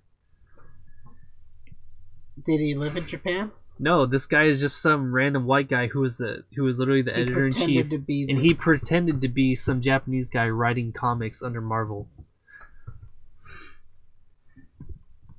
Well, this is one of those examples of don't meet your hero, right? But yeah, it's like one thing, it's like against Marvel's, ethics policy to, you can't write, an editor-in-chief can't write comics because that's a conflict of interest because the editor can't be someone who writes things. He can't be the guy to be like, because he's competing with his own clients, right? Yeah, right. Which are these authors. And Marvel had been boasting about this appearance of diversity, saying that it's so crazy that a non-Anglophone writer was able to succeed in the U.S. But it's not true. But it's not even true. Well, that's just how saturated the Marvel comics industry is right now. Basically, this guy just wrote these Japanese-inspired stories in his comics. But were they good at least?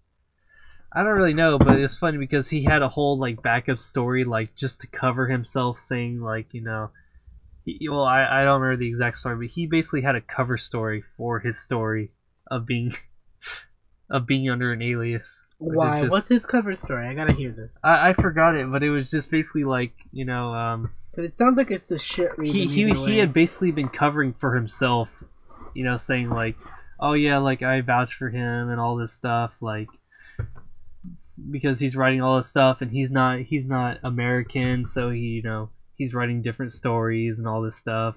Mm-hmm. And he was basically vouching for himself to write all these comics. And how did it come out? I actually don't know that. I didn't get super far into it because I'm not too far into the whole comic things, but somehow it came out and Marvel found out, and yeah, he's getting fired. He's out. He's out the comic industry. So finally, someone from the comic industry in Marvel gets fired, but you still got people on Twitter fucking like getting away with horrible shit. Yeah, it sucks, but whatever. At least Small victories, right? one of them out the door, so we can rejoice about that. All right. So, anyways, I think do you have any new segments for us? I have two, and you gotta pass through. Yes, sir. All right. Go ahead. All right. So I gotta say, I did talk about Destiny 2 briefly on the video game segment. And the reason I kind of wanted to lay off on it right now was because, right now, this is kind of the news topic that's happening with that kind of miffs me, and guess, it's not really my rant of the week, basically. But it's partly gonna contribute. So I don't remember how the story kind of goes, but apparently so one guy. So it kind of was revealed that Destiny kind of throttled back the XP gains that you get for bright engram drops. This affected a lot of drops, but the most notable one is for people, I guess it's the bright engrams, which are the cosmetic items you can buy, the loot box items you can buy basically in Destiny. But you can also farm them by getting a level. And what they did is to kind of, I guess, remedy their economy situation was they after a certain amount of fast grinding, like public events and all this stuff, mm-hmm. They would throttle back. The poor thing they did was they didn't just do it for public events. They did it for crucibles. They did it for night raids. Yeah, like everything, because everything was supposed to give a fixed amount of experience, right? Yeah, and then, definitely. But it would say it was giving you that, but it was giving you less. And I believe the story is like some guy actually did like calculated how much he should get. So there was someone on Reddit who did an entire XP gain analysis essentially, and did that over time, multiple times, to see how much experience he was getting over a period of time, and he was losing like mass amounts of experience. I think it was like maybe like 30% of his experience towards the later periods of the grinding, essentially. So you would lose like 30, maybe even more, 35% of your experience the longer you grinded. Well, I mean, 35% is still a significant amount of time. Oh yeah, that's a massive amount, yeah. That's the amount of time you put in to like not get much, and kind of sucks because like it's already bad enough that I can't get the item I want, and they're doing this to the microtransaction bit of it. So there's that. That's kind of what pisses me off, but it's not a real rant, so I guess that's just more. I just thought it was such a dirty tactic, especially because after they got called out for it, when someone said, "Hey, are you really throttling our experience?" They said, "Oh yeah, we have this system in to scale experience back. We're gonna take that out, but now we're gonna double all the requirements to get levels." That's just what happened recently. Like the whole they didn't even tell anyone, right? That they doubled the levels. They did say that, yeah. But they didn't tell anyone about the XP scaling until after they got called out for it.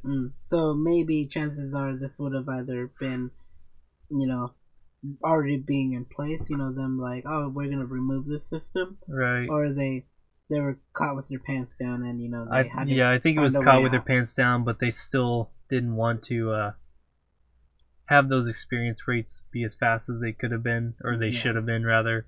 And so they just doubled the experience requirements for all the levels beyond that. Well, because I mean, I remember before Destiny. I don't know how long this was like going, but like I remember I did get a decent amount of bright engrams, like before, like I guess the pre-Osiris patch, and the Osiris patch is basically gonna be my rants of the bi-weekly thing. But my next news thing, I guess, is I did hear that EA is still going the microtransaction route. They haven't backed out, but they still want microtransactions in their games. Correct. So that's kind of like still going on. It's not really big news, but I just thought, we should bring that up because EA is still being EA. I did want to mention one little thing about EA is that they recently fired the maker of Plants vs. Zombies, George Fan. Oh, shit. Because he refused to put a pay-to-win system in his new game. Plants vs. Zombies what? 2. 2? Yeah, I believe. Plants vs. Zombies 2. So he was fired from PopCap and EA. Well, why the fuck would you... How could you have a pay-to-win system in a... I mean, I know there's a...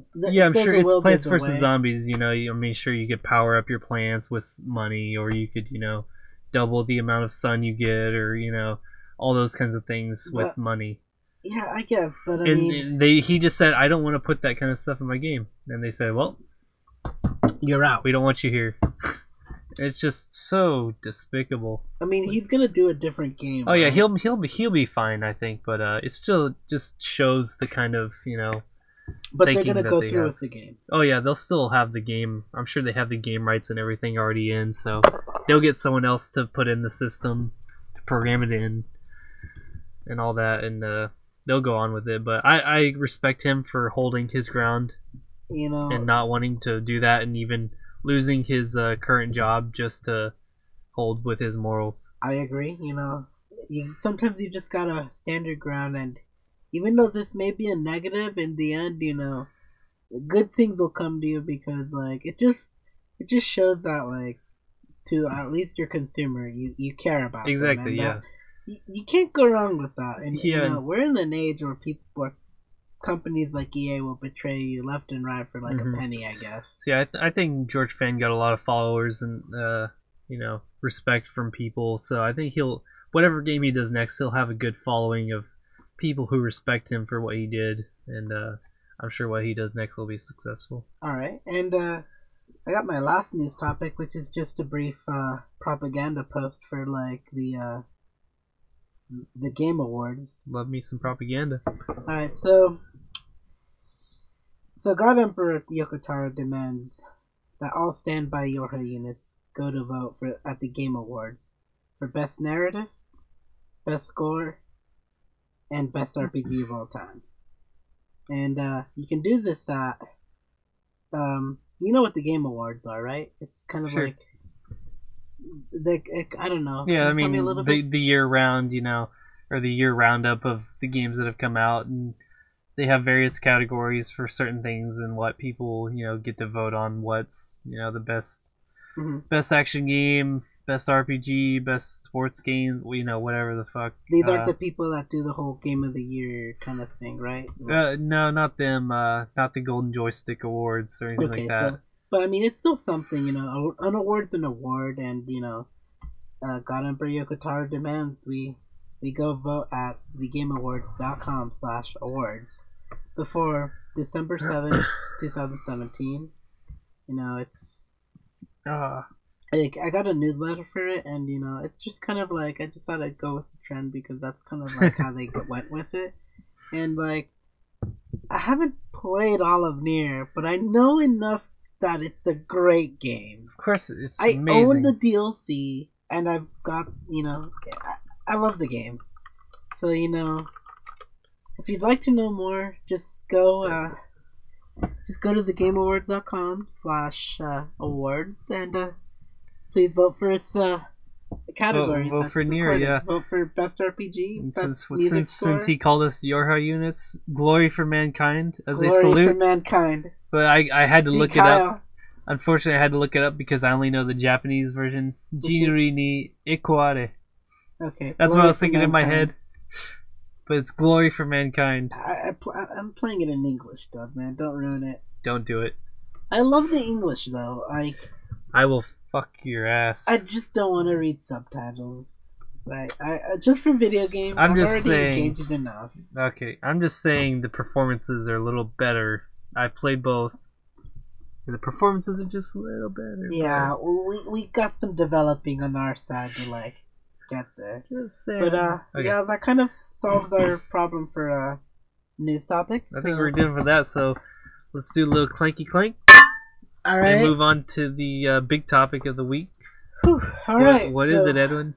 Our main topic today is we thought we'd talk a little bit about kind of like a genre of anime and explain why we love it, why we hate it, and some brief snippets of info that we can give you about it. This will be a reoccurring segment for different genres, but this one for our very first, we'll do a pretty broad one here, and we'll jump into the shounen genre. Oh, can you tell me a little bit what the shounen is, Sean? So shounen in Japanese means, young male, young boy, essentially. Mm-hmm. So it covers a very, very broad genre in anime. Of course, because most anime is made for young boys or young teenagers generally. Usually falls under battle manga and all that stuff. I would say it's got to cover at least a third to a half of all anime that exists, basically. Yeah. At least at this point. And it's the things like your battle fight animes, your sports animes, your things like Dragon Ball, the fantasy animes like that, like Dragon Ball, just the things that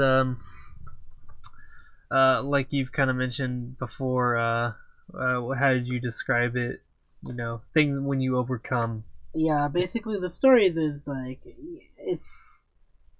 there's a character that they have a challenge to overcome, and it depends on what the story is trying to tell, but sometimes it's usually villain of the week thing, or there's like a mystery they have to solve that relates to them, or they have to overcome one of their flaws, and there's something admirable about it. It's a genre that's still admirable, but I've become fickle towards. It's definitely the biggest genre period out there, huge. Like, of course, so some of the iconic shows that you could think of from that: Naruto, One Piece, Bleach, Full Metal Alchemist, FMA is a good one, Dragon Ball Z, Pokemon is a shonen. I'm exactly surprised.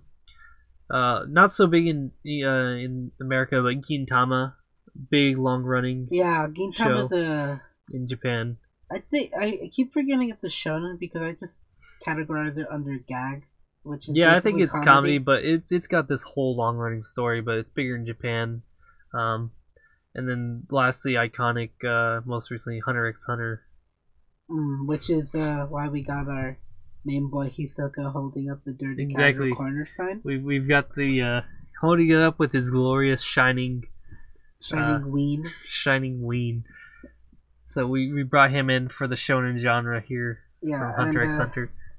Well, like, we could talk about all day why we like about Hunter x Hunter. That could be like a 5-hour podcast if we wanted. It could be, honestly. But we're not here to do that. We're here to talk about the genre as a whole. But in our opinion, we can solemnly, we could, without a doubt, without any second, tell you that we think Hunter x Hunter is top tier shonen. Oh, it's absolutely highest of high tier. Yeah, like. So anyways, let's start off here. What do you like about, or what do you dislike about shonen anime, Edwin? Oh gosh, so this is a real tough subject for me because I grew up with it, I think like, most people did. Most people, this is your intro anime, kind of subject, and it's still going on. It's always going to be a thing, but now that I have a more matured mind, it just doesn't work that way anymore. So right now I see a lot of similarities between the shonen genre, Like I said, they're usually stories where you got a character or a set of characters that have to overcome something, and that's just kind of how the formula goes, and there's only so much you can go at it before it starts becoming kind of like the norm, and a lot of shows in my opinion just seem to like do the norm of like, to really differentiate yourself, you have to really make a you have to twist the formula a lot. You have to add your own ingredients that Definitely. really change the formula to make yourself unique, which I don't think enough shows try to do. Yeah. I think they try to follow the formula and just hope for the best. Exactly. I mean, and it's not really their fault. It's just how the manga machine works. Basically, like the manga industry is just meant to churn these IP products and just fucking rail them until like they can't like get any money anymore. Basically, Right. Like we learned from. I mean, I can't use Bleach as an example, but we learned from Bleach at least that like this is kind of how the machine goes. It doesn't matter if you're the guy who created Bleach. If you're not selling, well, you're gonna go. Yeah. But that's true. Yeah, my difficulty for me is, there's so many shows. Like it doesn't matter if I like it or I hate it. It's just there's so many that you just can't differentiate. And I've already established my shonen that I pretty liked, and I don't think I need any more in my life. But every now and then one will pop up that's a little far beyond Definitely. that like I said, differentiates itself and kind of breaks the mold. Yeah, I'd makes say. it stand out, or like even if it is like even if it's within the mold, they do something to make it enhance. Yeah, exactly. And personally, for me, the last one that did that was Hunter x Hunter, the 2012 version here, 2011, isn't it? or 2011. Sorry, yeah. Yeah, there you go. No, it went far into 2013, I think, right? Yeah. Yeah. So So that one really broke the mold with really good characterization, amazing world building, just so much good stuff, like the highest kind of suspense and just really well thought out, battles and just things that would happen after the battles, consequences for things. It was just so well done on many ways. I mean, there is kind of a real difficulty there is for Hunter x Hunter is that it is a pretty dialogue heavy series, but Right. It that is kind of one of what kind of makes it go. Like there's action, you're gonna get action, but like a lot of stuff goes into Hunter x Hunter that like just usually gets like It's glanced over by the other shonen series. It's really just descriptive. Like everything is just thought out. I think it's like every single battle scene is just thought out to every specific detail, where there's just nothing left to the imagination. Yeah, which like, I really love. You know what these characters are thinking and how Yeah. they're gonna do it. You know what they're capable of. Like they basically have very rarely little hidden things. Like everything they're capable of, and it's like, how are they going to strategize a winning formula to win this battle with what they have? Yeah, I agree with you there. It's not just like, oh, they just have some special power that they never showed before. It's usually everything they have. Hidden blood technique. Exactly. You know what they have, and they just have to find a way to make it work. It really brings these more suspenseful things, because you don't think, oh, well, they're just gonna have some special power and they're just gonna win because they did this thing. It's like, no, they have to work for it. And sometimes even if you work for it, Yeah, sometimes they it doesn't work fail, out. They fail. Like I remember one of the episodes of Hunter x Hunter. It's during the Heaven's Arena arc. Where like they show like this one guy who's just so anal about like Hisoka, Castro. Right. The fighter guy who's like, I trained after this loss so hard to like make a double and like kick your ass basically, and he tried so hard, and they kind of did it in a way where they're like, you felt for the guy, you kind of understood his motives, and he's like, his power's cool, you gotta admit, he can make a double of himself and like kung fu his way through and shit, but in the end Hisoka had to win it, and it wasn't just enough that he lost, he had to and lose his life.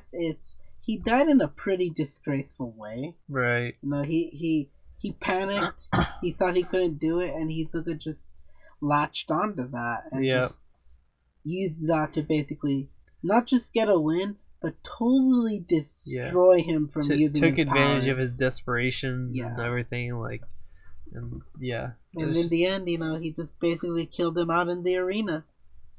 Yeah, man, it's brutal out there. And Hunter x Hunter, it's kind of like Game of Thrones. You kind of really don't know who's gonna die. Oh yeah, so many people die. Yeah, especially in the Chimera Ant arc. Oh yeah, it's a bloodbath. Yeah, and I mean, rest in peace, Ponzu. Yeah, Ponzu. Even during the New York arc, you knew people were gonna die. Oh yeah, that one was crazy. That one was so dark. You got attached to a few characters because of the Karapka. Because of Karapka, basically. Right. And, these guys aren't so bad, and the next thing you know, the Phantom Troop go after them and start raiding to get the treasure, and they're just in the line of fire. Yeah, it's they're gonna die. You think they're powerful? They talk about all their powers and everything, but it's just they're so outclassed, and yeah, it's just unfortunate for them. I gotta give it to the creator of Yu Yu Hakusho and Hunter x Hunter. He knows how to make a narrative, and he knows how to make a universe feel real and balanced, even with crazy powers like Nen. Yeah, exactly. There's a rule to their world. That's what I love about the writer. Like he just makes these crazy elaborate worlds with so many different powers, and like this whole like there's always something that he has in his. With Yu Yu Hakusho, he had spirit power, and how you can materialize it into something depending on what your affinity was. With Kuwabara was his sword. With Yusuke it was his gun and all that stuff, and how you could harness the spirit power when you go to Hunter x Hunter and they have Nen, and how Nen can be manipulated in all these different ways depending on what people are strong at and everything. It honestly feels very RPG-esque. I like that, which I know the writer, he's very heavily into Dragon Quest and stuff like that. Oh god, yeah, Dragon Quest. I think I remember in the New York arc, he says his inspiration was I like collecting a lot of stuff and all this stuff, so I decided, no, not New York, kind of New York, but Greed Island was basically how he inspired the whole what's the word? Where you go door to door, you ask for items in the list, usually in the party. Scavenger hunt. Yes, you're right. Yeah. He kind of had the whole scavenger hunt element in Greed Island. Yeah. And, it's just he makes his passion somehow implemented in the manga, and it works. Right. Plus, Chimera Ant arc was basically inspired by his love for insects. Bug collecting. I love artists that can really implement that. I can mention that for Final Fantasy VII, but I won't. But that had a whole thing brought about by the creator losing his mother, and how he tied in the entire theme of loss into the entire game. But I love artists and authors that can really tie their passion or something that's going on in their lives into their works, and make it more than just something that they're just trying to write for a paycheck, Yeah, unfortunately, I can't feel the same way for the creator of Evangelion, because, kind of a mess, the original, and he admits his depression got in the way of the series. Right, yeah, sometimes it's not for the best, but then you have a whole classic that's remembered for ages. Yeah, it is, so maybe in a way it worked out, but he didn't think so, but sometimes, you have happy little accidents. Yeah. In the words of Bob Ross. Yeah. Oh, thank you, Bob Ross. But we're not here to talk about Hunter x Hunter all day. So not all day, at least. So let's just go on really quickly about a small list of what are our favorites and our least favorite shonen shows. I guess I'll start off since mine is pretty small. So we got three things. We got favorites, so basically in general what we like. Least favorites in general what we didn't like, and what's current basically, right? Or at least we'll get into that a little bit later. Maybe notable mentions, like things that maybe aren't your favorites or least favorites, but something that's All right. maybe inspired you in the past, or maybe something that's a hidden gem, something that's lesser known. Well, besides Hero Academia and as my current, because it did a lot to kind of renew my faith in the shonen genre, just enough to give my attention for it, and I'll give it some praise for it. But I guess my favorite shonen series would probably be the intro ones, which I'll briefly go in. Is Dragon Ball Z and Bleach, and if it weren't for those shows, I wouldn't be into anime. I guess there's a lot more, but it really kind of kickstarted with Outlaw Star, Gurren Lagann, Hunter x Hunter, as you said, but that's just like what I believe is the king of shonen. Right. And JoJo season 2. Like, JoJo's a difficult kind of thing to watch, if you're like not used to the whole premise of it. But season 2 had a really wild character named Joseph Joestar, who's basically like kind of during World War era. He's like maybe 17 to 18. He's from the UK and he's gone to America and all this shit, and he's gotten caught up with the JoJo kind of thing. Pillarman coming and all this stuff, so he's here to save the world. But he's so wacky. Like, he'll like in one of the episodes, it's like they're telling you about like how in Mexico there's like this Nazi division that diverted because of like some extra reason for Hitler demanded something and he sent troops over to Mexico. And there's this really wacky scientist German who's like he believes German science is like amazing. Mm-hmm. But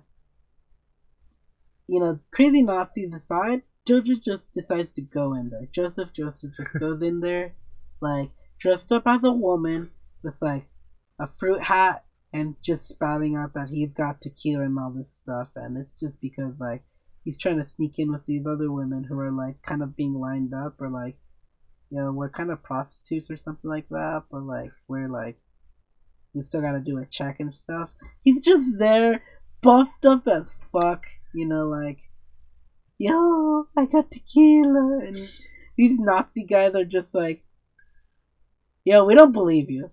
Yo, nigga, we don't believe you. But like, this guy can basically work with Nazi German, to save the world, and you feel good that he's working with Nazi Germans, because this guy, besides being a Nazi, he really shows an appreciation for this guy, basically, like JoJo. Right. And like he helps out to save the world, basically. And I mean, he's just a wacky character. You're never really gonna see him again because German science is the best. But like, it's just like this show it's like JoJo kind of doesn't like it doesn't hold back to like make something, even if it's a Nazi. Like, it'll make you kind of like the character a bit. But that's my favorite. My least favorite, I can definitely tell you without a doubt.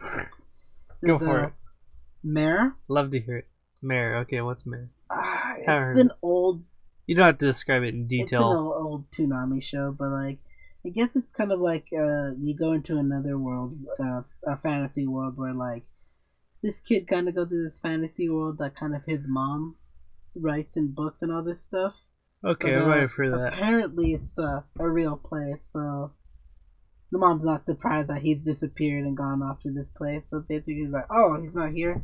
Oh, I guess he figured out the secret and shit like that." I see. Okay. But it kind of revolves around this guy getting a weapon, I think, that talks and it transforms and shit. Right. Kind of reminds me of Rave Master a bit. Which is kind of unfortunate because I have to put Rave Master on there. Those two shows, like, they're so forgettable. Nanatsu no Taiza, the 7 deadly sins. 7 deadly sins, yeah. But I don't like the cheap, like, slapstick panty humor. Okay. Like, that's just kind of what I don't like about it. But the anime style is cute. Right, okay. I know. And this is a kicker. the rest of the JoJo series. Season 2 is the only one I accept. Only season 2. Only season 2. Like, I can recommend you maybe season 1. Just watch season 1 so you can get hyped for season 2, and then just leave it. No, you're done. There's so much JoJo out there. Yeah, and as for what I have currently watching, I have I already finished Hero Academia, but I started Fairy Tail, and Fairy Tail does a good job of subverting the genre a bit. Okay. In which it's a woman. Hey,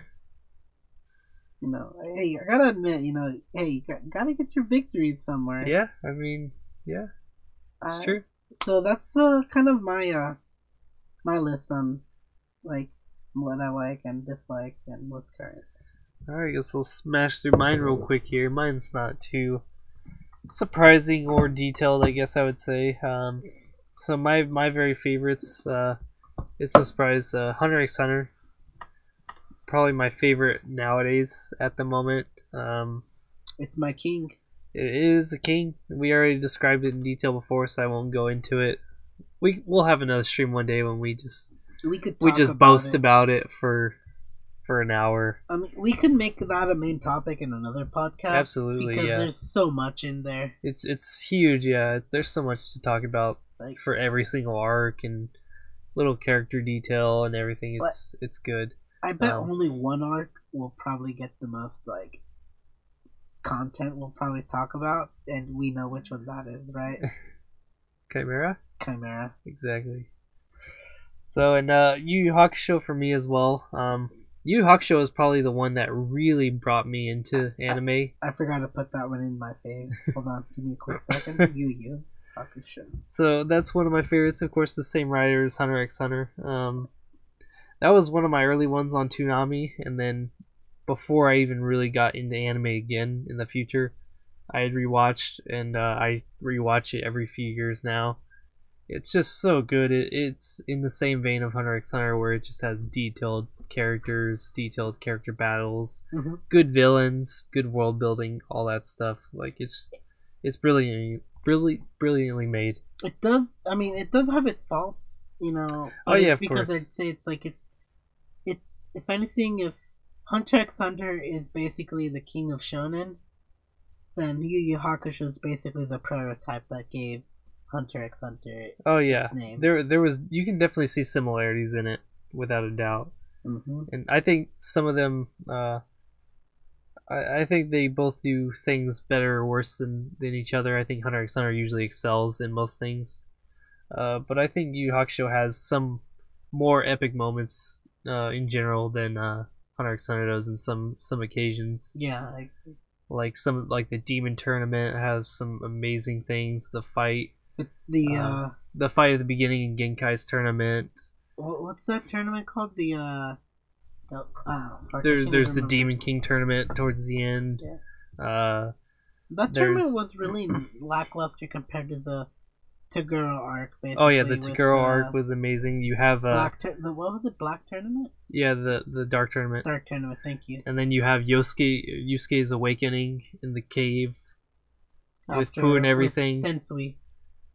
When he absorbs the power that Genkai gives him. And he's in the cave, right. just trying to just taking this power, and he's dying. It's killing him, but he wants to keep this power because he wants to make a shortcut to defeat. Exactly, Taguro. All this stuff. There's so many good scenes in that, but I digress. It's very good. And then my other third one, Claymore. That was one of the very first shows I had ever watched once I really got into anime again. I remember Claymore. I really enjoyed it. Claymore is amazing, except on the anime in the last few episodes where they diverge from the manga to make their own ending. Basically, you can watch the entire show up to a certain point and then just read the manga from there. Well, I believe the manga and the anime were basically catching up, so that's kind of why they had to do their own thing. They had to make their own ending from there. And that's kind of my issue with shonen too. It's a lot of shonen don't get a second season. Right. So it's they either diverge or they just leave it. They just have some weird ending that just doesn't make sense and just leaves it at a big cliffhanger, but they never continue. Because they want you to read the manga. Basically, yeah, they want you to read the manga, but Claymore is actually done the manga. It finished, I think, 2 years ago, maybe 3 years ago at this point. But the manga's done, and it was actually amazing. It was a great ending. It got super power levelly at the end, but I still think it actually found some way to pull off and have a good ending. Yeah. Despite all that. But I won't go too far into those. So some of my least favorites, it's some basic ass shit, you know. It's things that you would find anyone to hate, you know. Go on. Inuyasha. I forgot Inuyasha existed. Yeah, you're right. It's like when I think about things that really...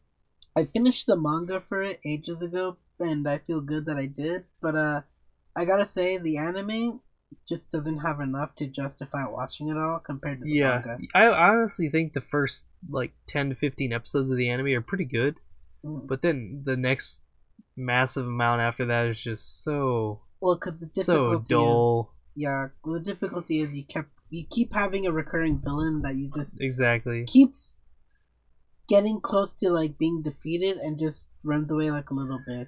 Yeah, and it gets so tedious and boring. It's a product of its time, that's for sure. It is. So I don't give it too much shit because it's so old, but Naruto, I would say Naruto's one of my also ones Naruto. That I can't stand. I guess I could see why people would like it, but I just can't stand that. It's way too far in the generic shounen genre type of, you know, I'm gonna be strong, I'm gonna win. Yeah. I'm gonna be the best. I'm gonna triumph. Like, it's just so it has no depth to it. You know what I mean? I mean, okay, like I can kind of agree with you there, but I have a different reason to why I dislike Naruto that have nothing to do with the show. People. Right? Yeah. People. That's probably one other reason that I just hate it. It was basically the anime that introduced me to the concept of the weeb.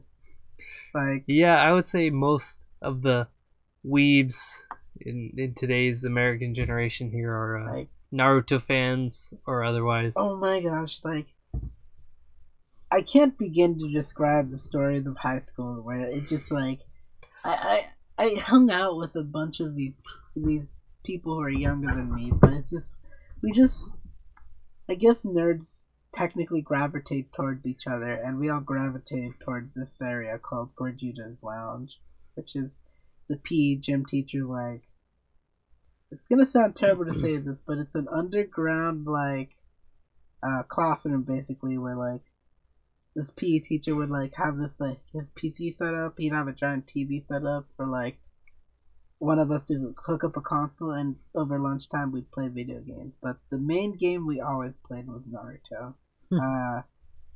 Clash of the Ninja, I think. The GameCube game, I think. Yeah, I never hung out in Gordita's. I knew him. Obviously, I had him as a PE teacher. I can tell you this much, I'm glad you didn't go. You'd have probably met me sooner if you did, but I'm glad you didn't go, because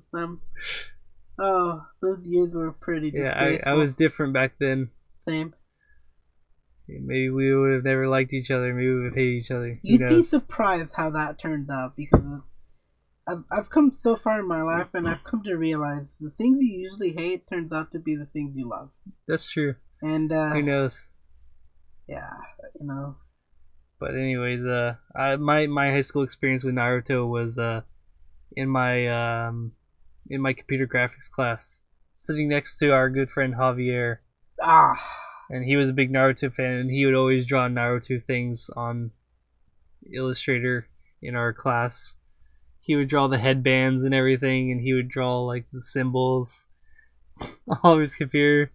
And I would just see that, and I knew what Naruto was. I knew him. I mean, I was 14, but I still even then he contributed to how I dislike Naruto. But Javi, he's cool. He is cool. Legitimately, he's the only person maybe that I can talk about Naruto and legitimately know what the story is, because he's finished it. He's dedicated to finish it, because he invested so much already into it, and he just kind of doesn't care. He legitimately likes it, and like he's genuine about it. Like he can't hate anyone for that. Like That's true. Yeah. you can't make fun of them for that. You know, you just admire that, and like that's what I like about Javier. But I can talk about Naruto with him, and he's the only one because the other ones just fangasm. Right. Like, yeah. And just, You don't know why they like it, and they don't know why they like it. they just do. And like, half the time they haven't even finished it. They've probably watched only like 10 episodes, but they just go crazy over it and they just love it because it's the only anime they've seen, and they just love the characters and they love ninjas and all this stuff. And yeah. I mean, But there's more generic anime. There's worse anime than Naruto, believe it or exactly. not. Like, I mean, Let's like go into that. My next one that I hate here, One Punch Man. you get. I know this is your house, but you get your ass out of here right now. Okay, all right. Okay, why? I know it's because it's one, right? I just think the story is so bad. I think it's written so I never even watched the anime. I just read the manga.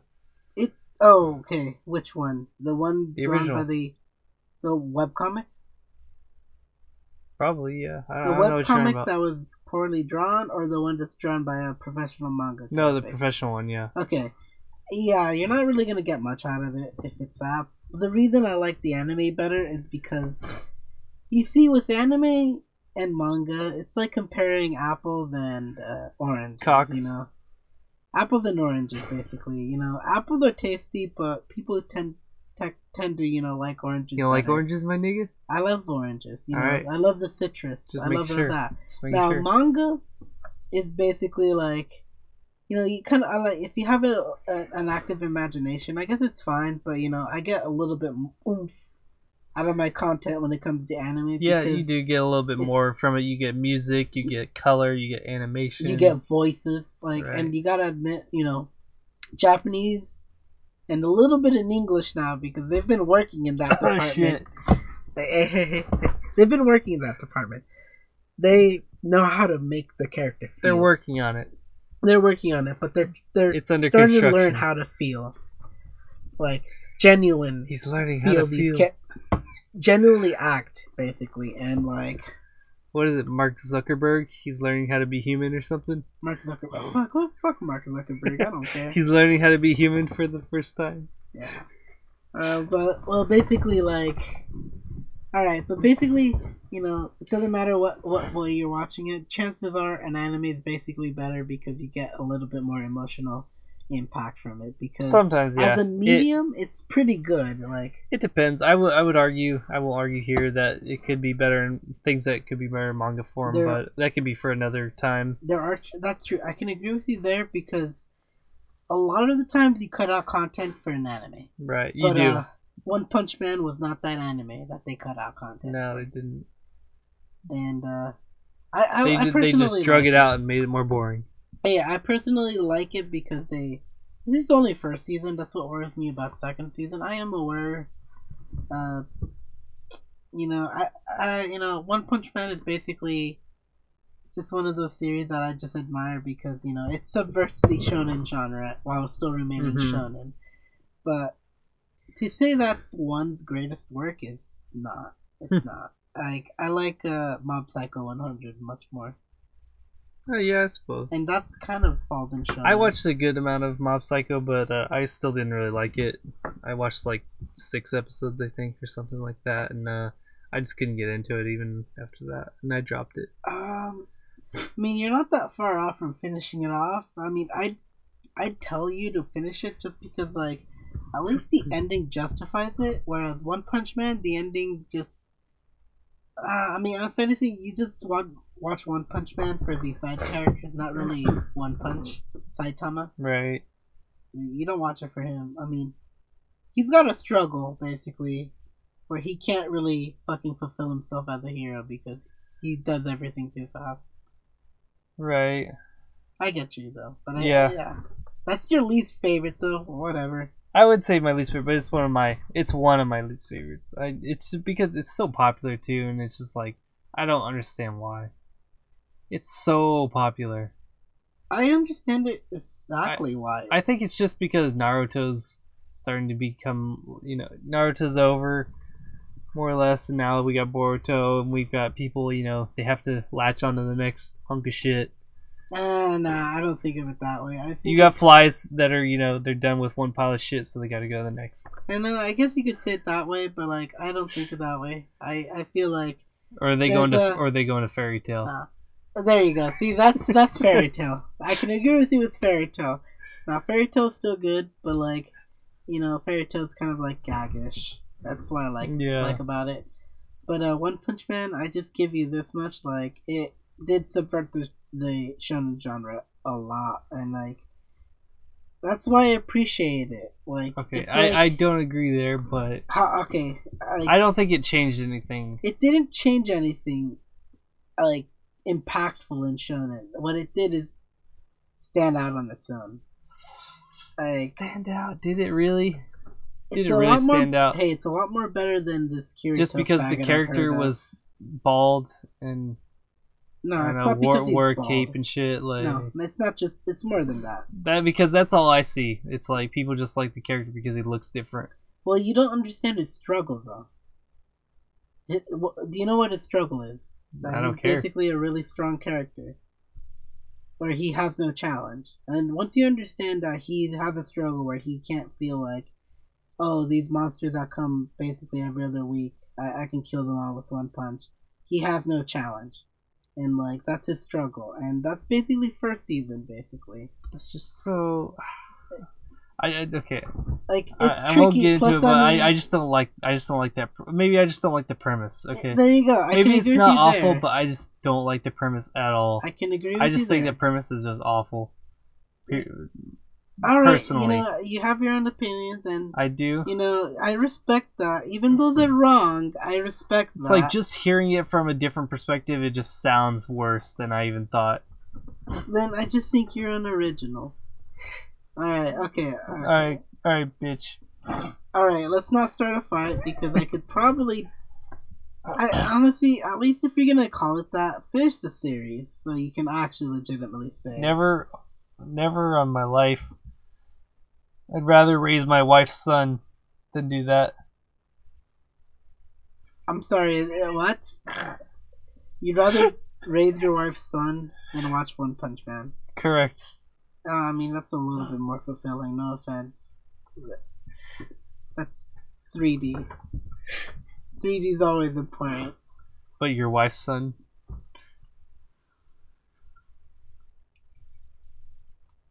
It doesn't matter how you slice it. 3D is always going to be more important than 2D. Not always. There are exceptions, but mostly but anyways, we'll move along here. So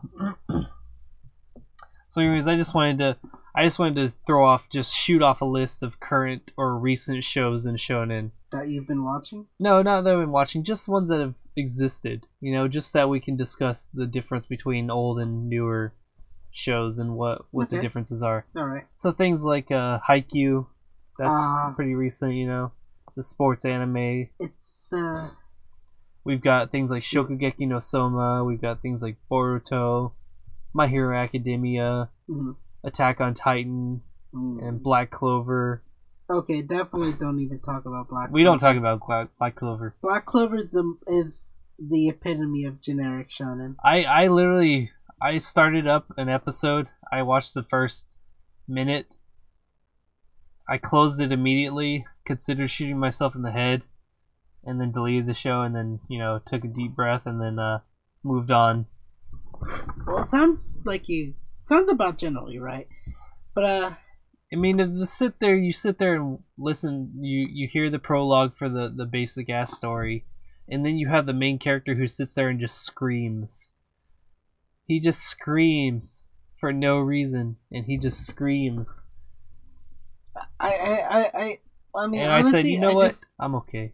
I just saw the cover for it, and I just thought, and read the premise for it, and I just thought it was not gonna be my taste. Oh, and that was just hearing from you. I'm kind of glad I'm right. Yeah, don't even do it. But so that's kind of the current, spectrum of popular shows, at least nowadays. For shonen right now. Right, for shonen. So, I mean, what do you think about them? I can tell you, Hero Academia I do recommend because it is one of those shows that, like, it doesn't really change the formula, it adds on to it. Right. And it, like, I can, like, there's just so much I like about it, but I'm a little bit too tipsy in right now, but I can tell you that much that, like, it really does focus on its characters and not just the student characters. It focuses on, like, the main heroes that are actually doing their work and all this stuff, and, like, the villains. Like, you know what the villains are gonna do because they're just, like, they give them a brief window of, like, what they're like. I'm angsty because we just lost this match and all this stuff, but oh well, we got this plan going on. Right. And there's also a rivalry between first hero, which is All Might, and second hero, which is Endeavor. And you just find out how hard second really wants first place, and, like, the extent he'll go for it. Like, there's a lot. Plus, I mean, there's a lot of nerdum stuff in it. Like, apparently Tatooine is basically the city there in Star Wars, man. So this guy's a fucking nerd, and I get him. Don't worry, I'm not a fan of Star Wars at all. But we Attack won't on get Titan. into that. So I'll yeah, skip that. I'm just thinking the whole spectrum. You know, what do you think about the entire spectrum of shonen? It's pretty sprinkled on evenly, in my opinion. You know, I feel like it's leaning towards a lot of but, you know, the good stuff really outweighs the bad here.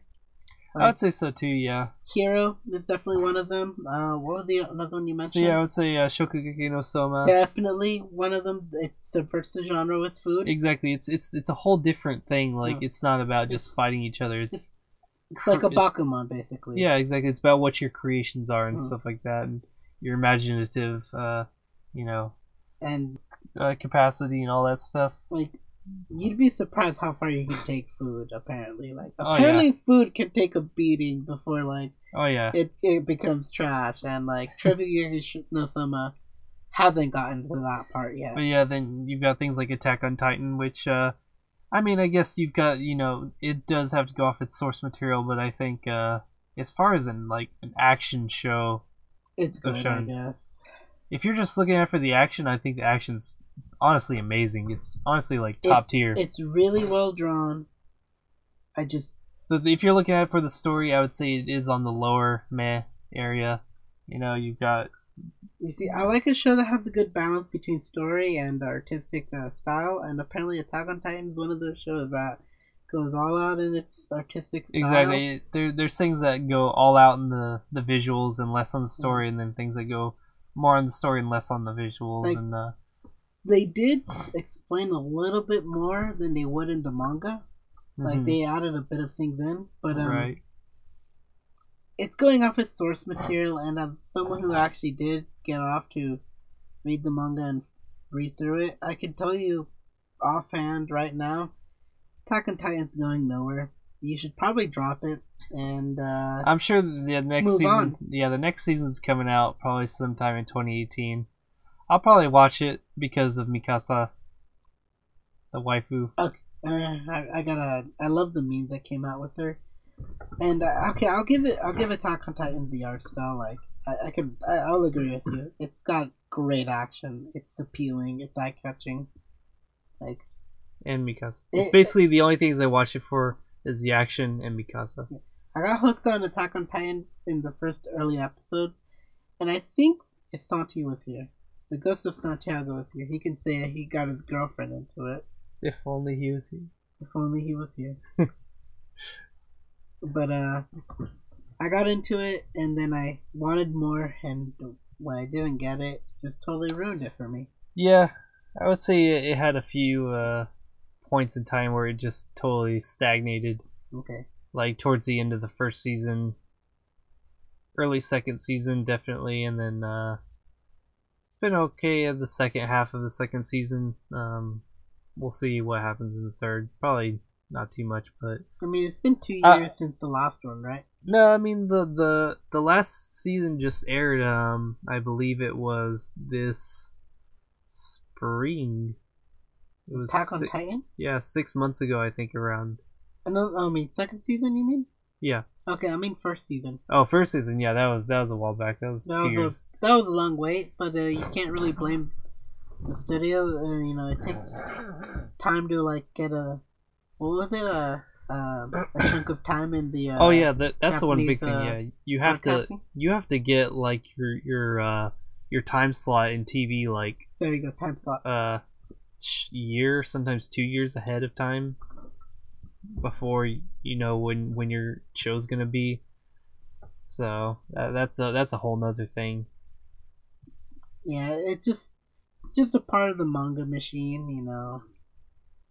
That's kind of why, like, sometimes like I remember a while back you got a lot of shows because like you just get them cranked through, and now it's taking a little. It's slowed down. Yeah, I think the shonen genre you've definitely seen less recently, but you still kind of have a spread of some pretty bad ones and pretty good ones.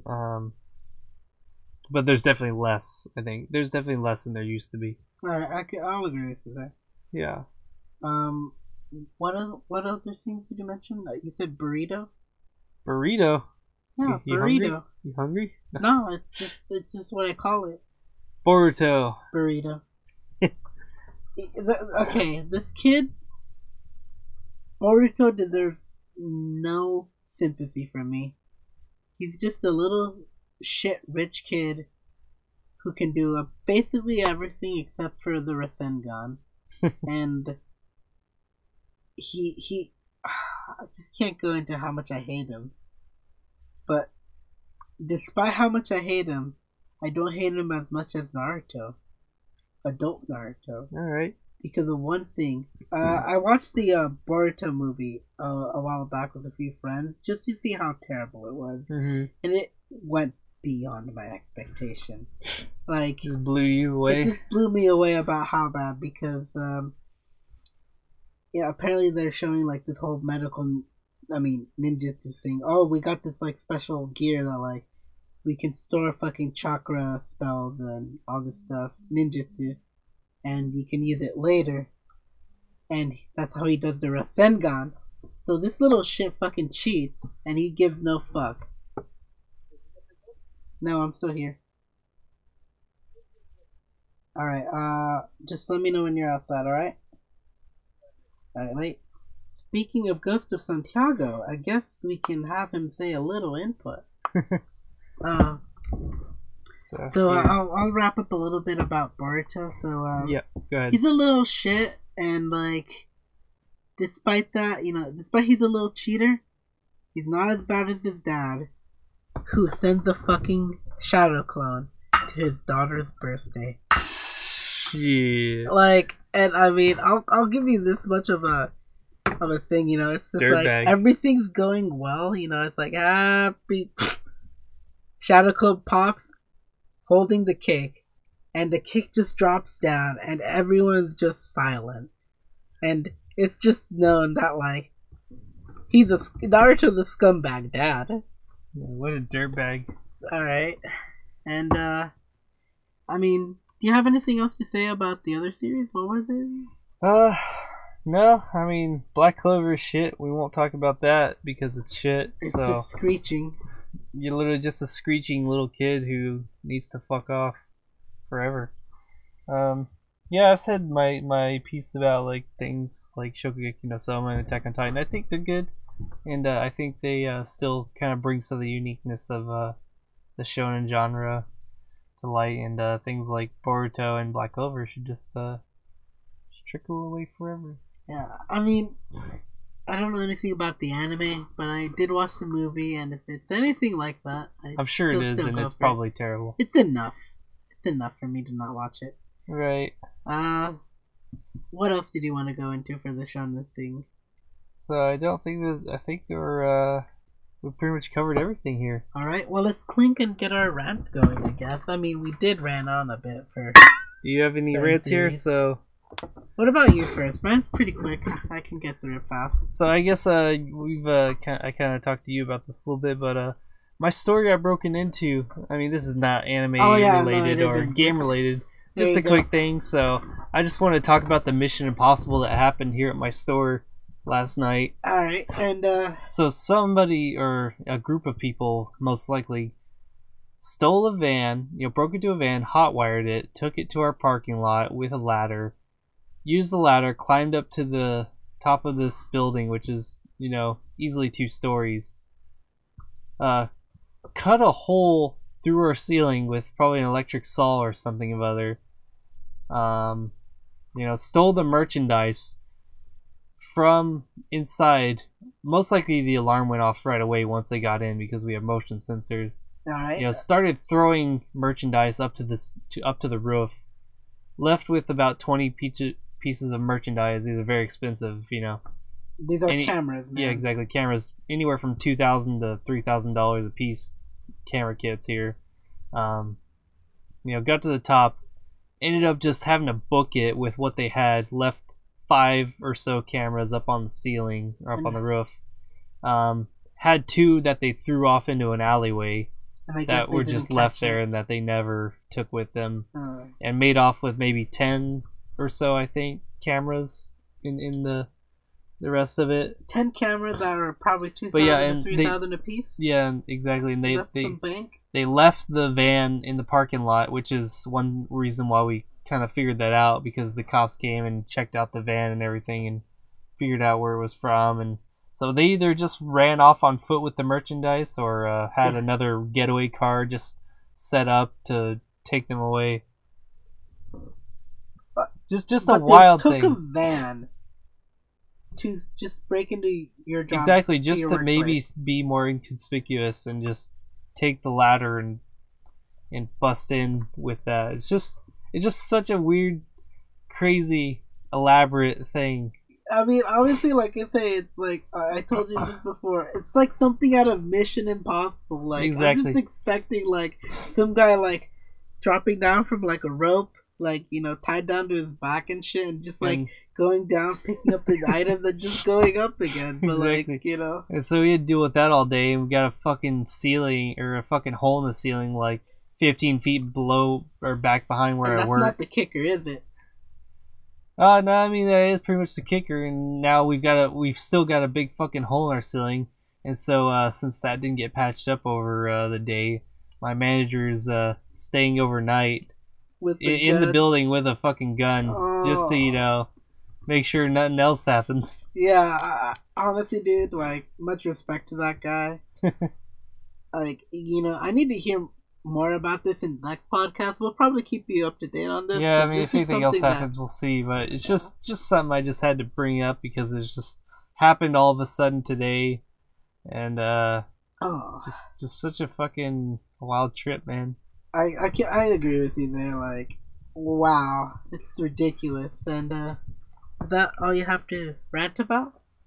Yeah, I mean, I don't have anything as far as the game industry or anime or anything like that, so you can go ahead with yours. Alright, well, I've got a little small rant, just more or less related to Destiny in general. Like I said, there's a DLC content coming up soon that's called Curse of Osiris. Hold on. Alright, gotta let you through? Unlock the door. Yeah. So there's a thing called Curse of Osiris. And,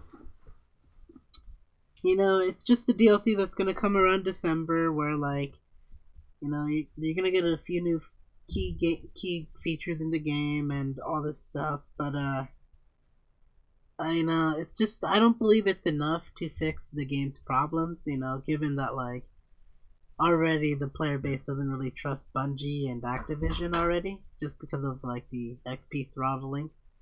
But, there's a lot of issues with Destiny's player base. Just the game's kind of different, I guess, from Destiny 1, and like I never played Destiny 1. It's kind of why like I'm out of the loop for all this stuff, but I'm not really happy with Destiny, and it's kind of been a letdown more or less. And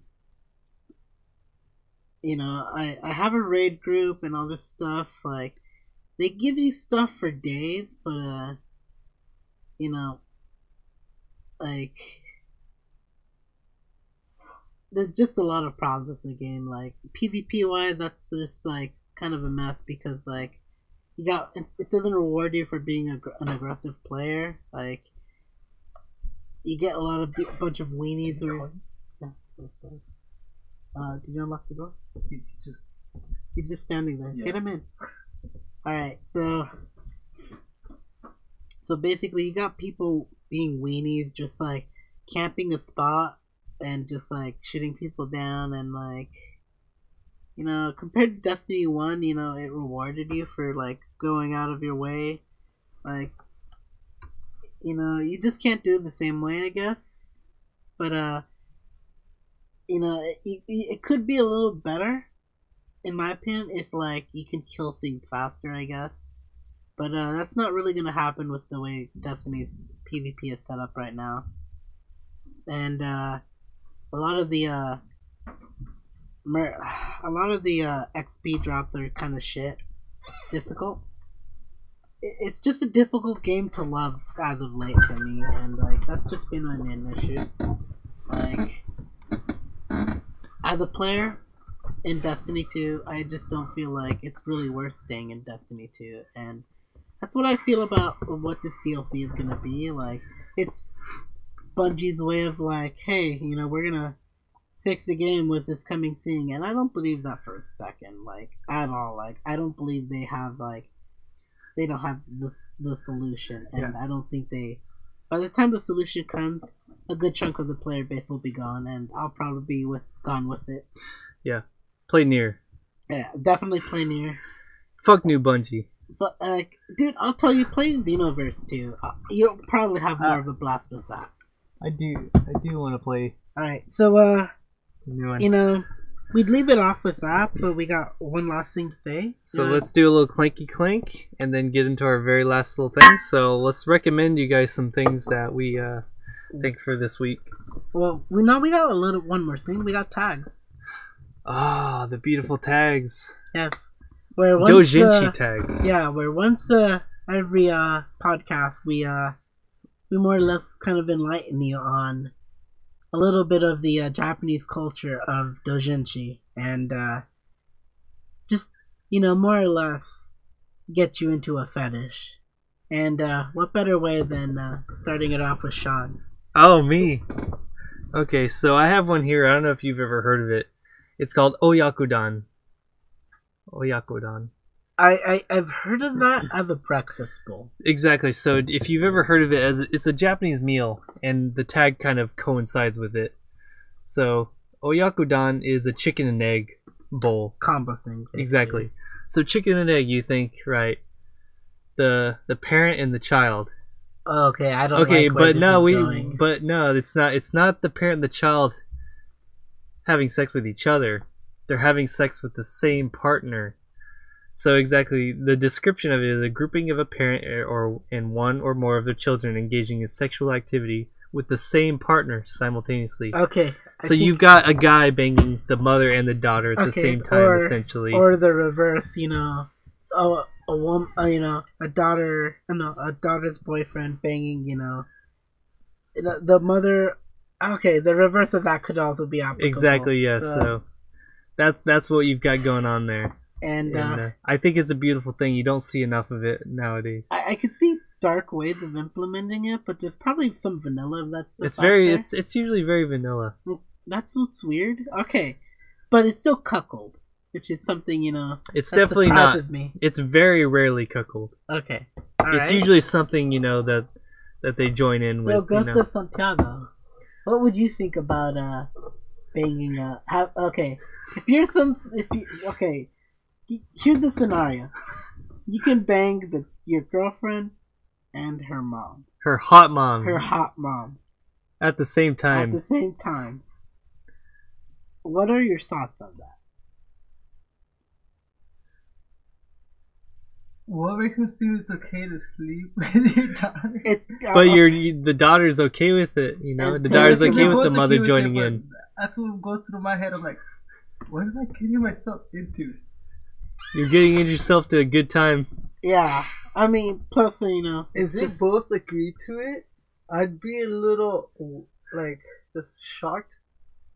And the first one, like, I'll be like, why would you want to do this with your mom? And then I just start. Okay. Yeah, I guess Exactly. that's kind of how the story would go for me too. Pretty much, yeah. And see, that's the beauty of the tag. Okay, so mine's kind of something simple that we men just don't want to go back to the we just want to go back to the glory days of no condoms and all that stuff. But then you're gonna die. You could die, but would that be worth it? No. All right. So here's my tag. It's called Nakadashi. And I'll give you the description of it right now. And are you ready to have your mind the blown? formal definition? The formal definition. The definition of it. So here it is. Nakadashi. Coming inside. An extremely visible pool of cum can accompany this. So think cream pie. But as of course, this is hentai. It's gotta be overflowing. Of course. So like, it's just. If you've got artists like Takuji, you got artists like Takuji, then it looks like cake batter. If you got artists like Mogodon, it looks like, I don't know, it looks like a running river of white snot, I guess. If you got Mogodon, no, if you got Shindle, that looks like a battered fucking cottage cheese. Yeah. Yeah, that sounds about right. Oh, same with Asanagi, I guess. True. So, it's pretty abundant in hentai. Cream pies are the best, I guess. I mean, yeah, there's no consequences in hentai. There's no consequences in hentai, but you and I both know what a harem anime would lead to if it was accurate. Yeah, that would. That's not a thing you want to go. All right, so what's our last topic though? Cream pies usually lead to pregnancy. It usually does. It usually does. But in the hentai world, it can lead to all kinds of things. Apparently. Alright, so we got some stuff to recommend, right? And so yeah, we'll just do some quick recommendations for you guys of things that we think. Do you have some recommendations, Edwin? For video games, Catherine, you should play it. Like, doesn't matter Xbox or PS3 or 4. Yeah, you can get it on all kinds of consoles, so there's no excuse. Yeah, I recommend it. It's a fun game. You should experience it, and it's by the people who made Persona. So that's something. Anime-wise, I recommend Netoge, only because I finished it, and like it's a really cute series. Like what I really liked about it is the girl fucking really hates normies.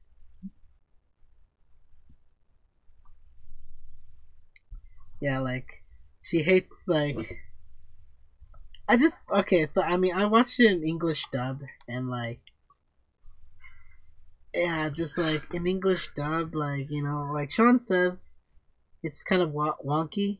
He doesn't like it. Don't go with What those I kids. liked it because, like, the girl fucking, like, just the voice actress just sold me on her character. And I guess I liked her character in English. But, I got hooked by the premise and, kind of recommend it just based off that. It doesn't matter if you think it's good or not. Just give it a shot. Give it, like, 2 episodes. Maybe 3, see if you like it. Because the first episode just is the setup, and the second episode is basically where the problems start. So, and, yeah, I think that's kind of... do I have to recommend something for hentai? You don't have to, but I guess I'll do mine really quickly. So, my anime I'll recommend is Yu Yu Hakusho. Of course, one of the oldest anime out there. It's a really good one. Exactly, it's very good. And I've already boasted about it for probably 15 to 20 minutes already on this cast. Oh, probably a little longer than that. Yeah, so you already know. Check it out. Written by the guy who made Hunter x Hunter. It's amazing. It's one of the best shounen anime that you can get into.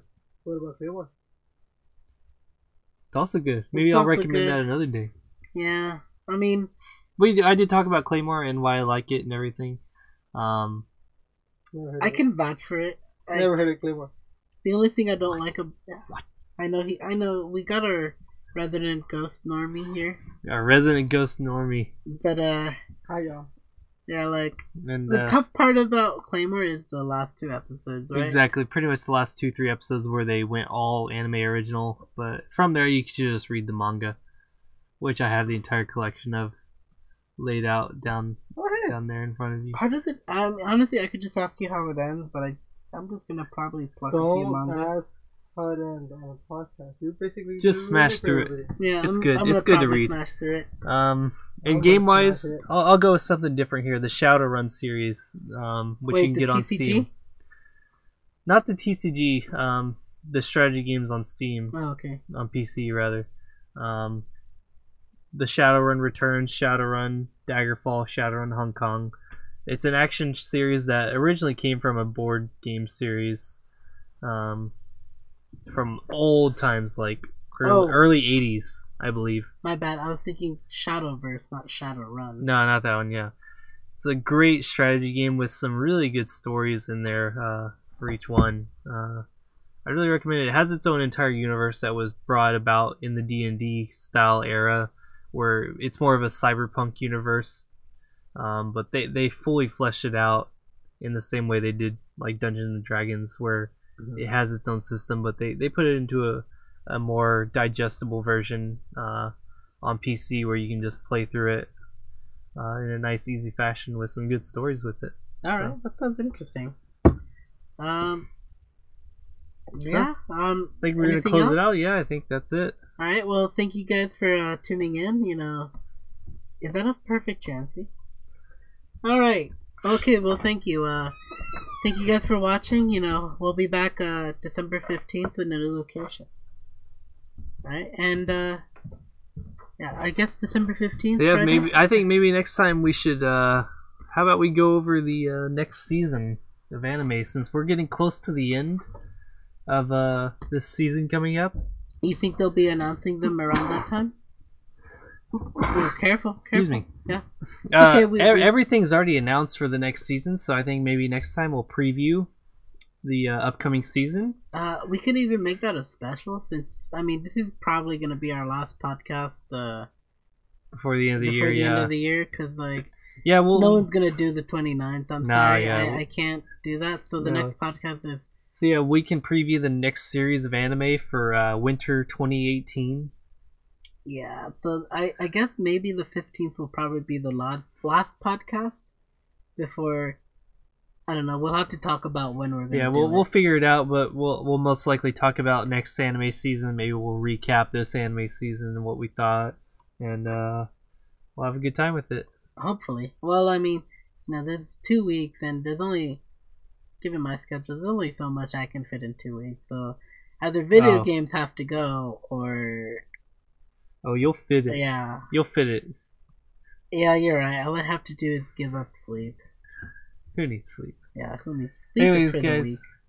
guys, thanks for anyone listening, watching, anything. Yeah, you know, like, favorite, subscribe, you know, share it off, you know. If you give a fuck Yeah, to if do you so. give a fuck. We're not telling you to do so. It's not like we got a gun to your head. If you want to dislike, I don't give a fuck. Yeah, if that's you fine. if you hated it, It tell just us means why. you like, yeah, it just means you're engaged.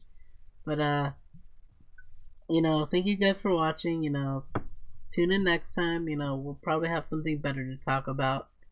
And you know, who knows? Catch you Alright. Starside. Yeah, exactly. Take care, guys. Late.